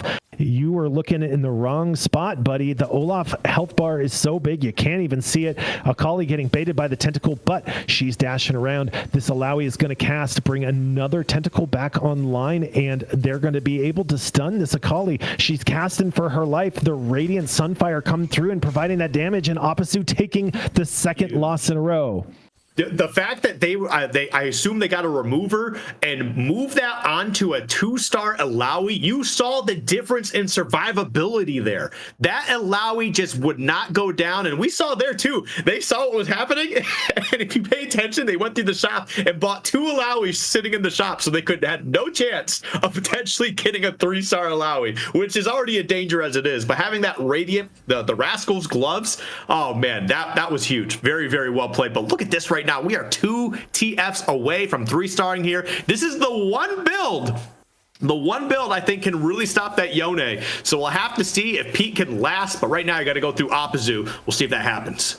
Yeah, Oppasu, who is on a nasty loss streak, having taken some pretty brutal hits, is going to need every bit of luck to survive this fight. The Karthus did get Zephyr'd in the first place, but it doesn't matter. Double Archangels on that thing, but the Blitz is managing to survive, and it takes it. The Blitz hangs on and uses that passive damage to kill the Vex, to kill Oppasu, and Crazy Pete lives to fight one more round, one more chance to find this key 4-star or 3-star forecast. Oh man, do you grab the Blitzcrank here? What do you go for? Look, they're thinking, they're not sure where they want to go. Gonna go for the Lucian. All right, picking up that Quicksilver as well. But man, I can't believe they survived there. That was down to the wire. Absolutely down to the wire. You know, it's interesting that earlier in the game, it looked like 4 or 5, 6, 8, 10 people were angling for this TF board. Everybody looked around and said, wait, we can't all play TF. And what wound up happening is no one played TF, opening up the door. But here we're going to see him sell off the extra copies of his Twisted Fate, saying, no, okay, I have to make the Ziggs 2. Does get that pretty big spike onto their board, and here it comes, Yone 3, the absolute bane of this disco board, but it does get Zephyred. It's so long that he's not going to be in the air, but he is positioned perfectly to wrap into the back line. Says TF, I'll come back for you later, don't even worry.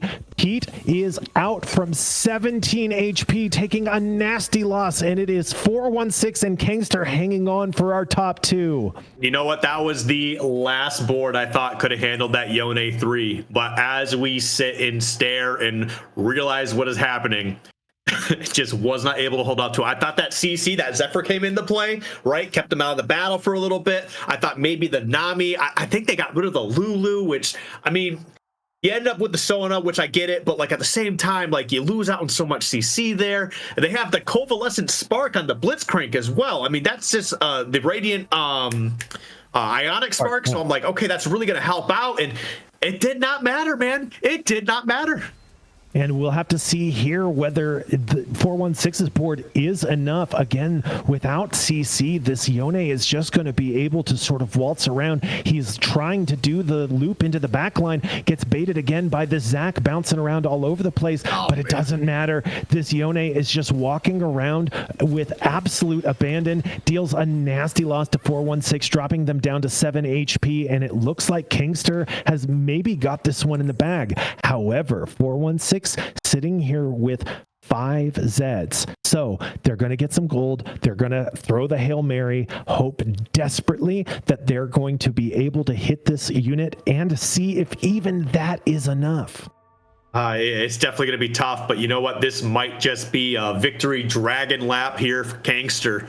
Man, Kangster is sitting pretty. That's what, twice now that no, Darkblade is the one that got the Yone last round, but Kangster went 5-1. I forget what game 3 was, but here we are, potentially sitting at another first place. It's definitely looking real good, but we'll see what 4-1 does. This is one your last off chance of this Zed. So the Hail Mary is very, very close. If they're able to find this, that could be a huge difference maker in this fight. I don't even know, though, whether Z3 would be enough. You're sitting here with the... nope, he's starting to sell. Was sitting there with the Viego pair, decided, no, okay, it's not going to happen. And now just kind of has to cross their fingers and hope for the best positioning-wise. Here comes the Yone. Can it be stopped? It's positioned to get that Aegis value, and now is starting to wrap. It is getting stuck on this Rascal's gloves. Can it chunk through one more cast? There it is. It's on the Karthus. The Karthus is gone. The tentacles are gone. 416 is gone. Kangster pulling down another victory to wrap up week 2 of Aegis Marauder League. This Yone is a menace. Kangster is a menace. Sitting, I'm sure, on top of the leaderboard now for the second week in a row.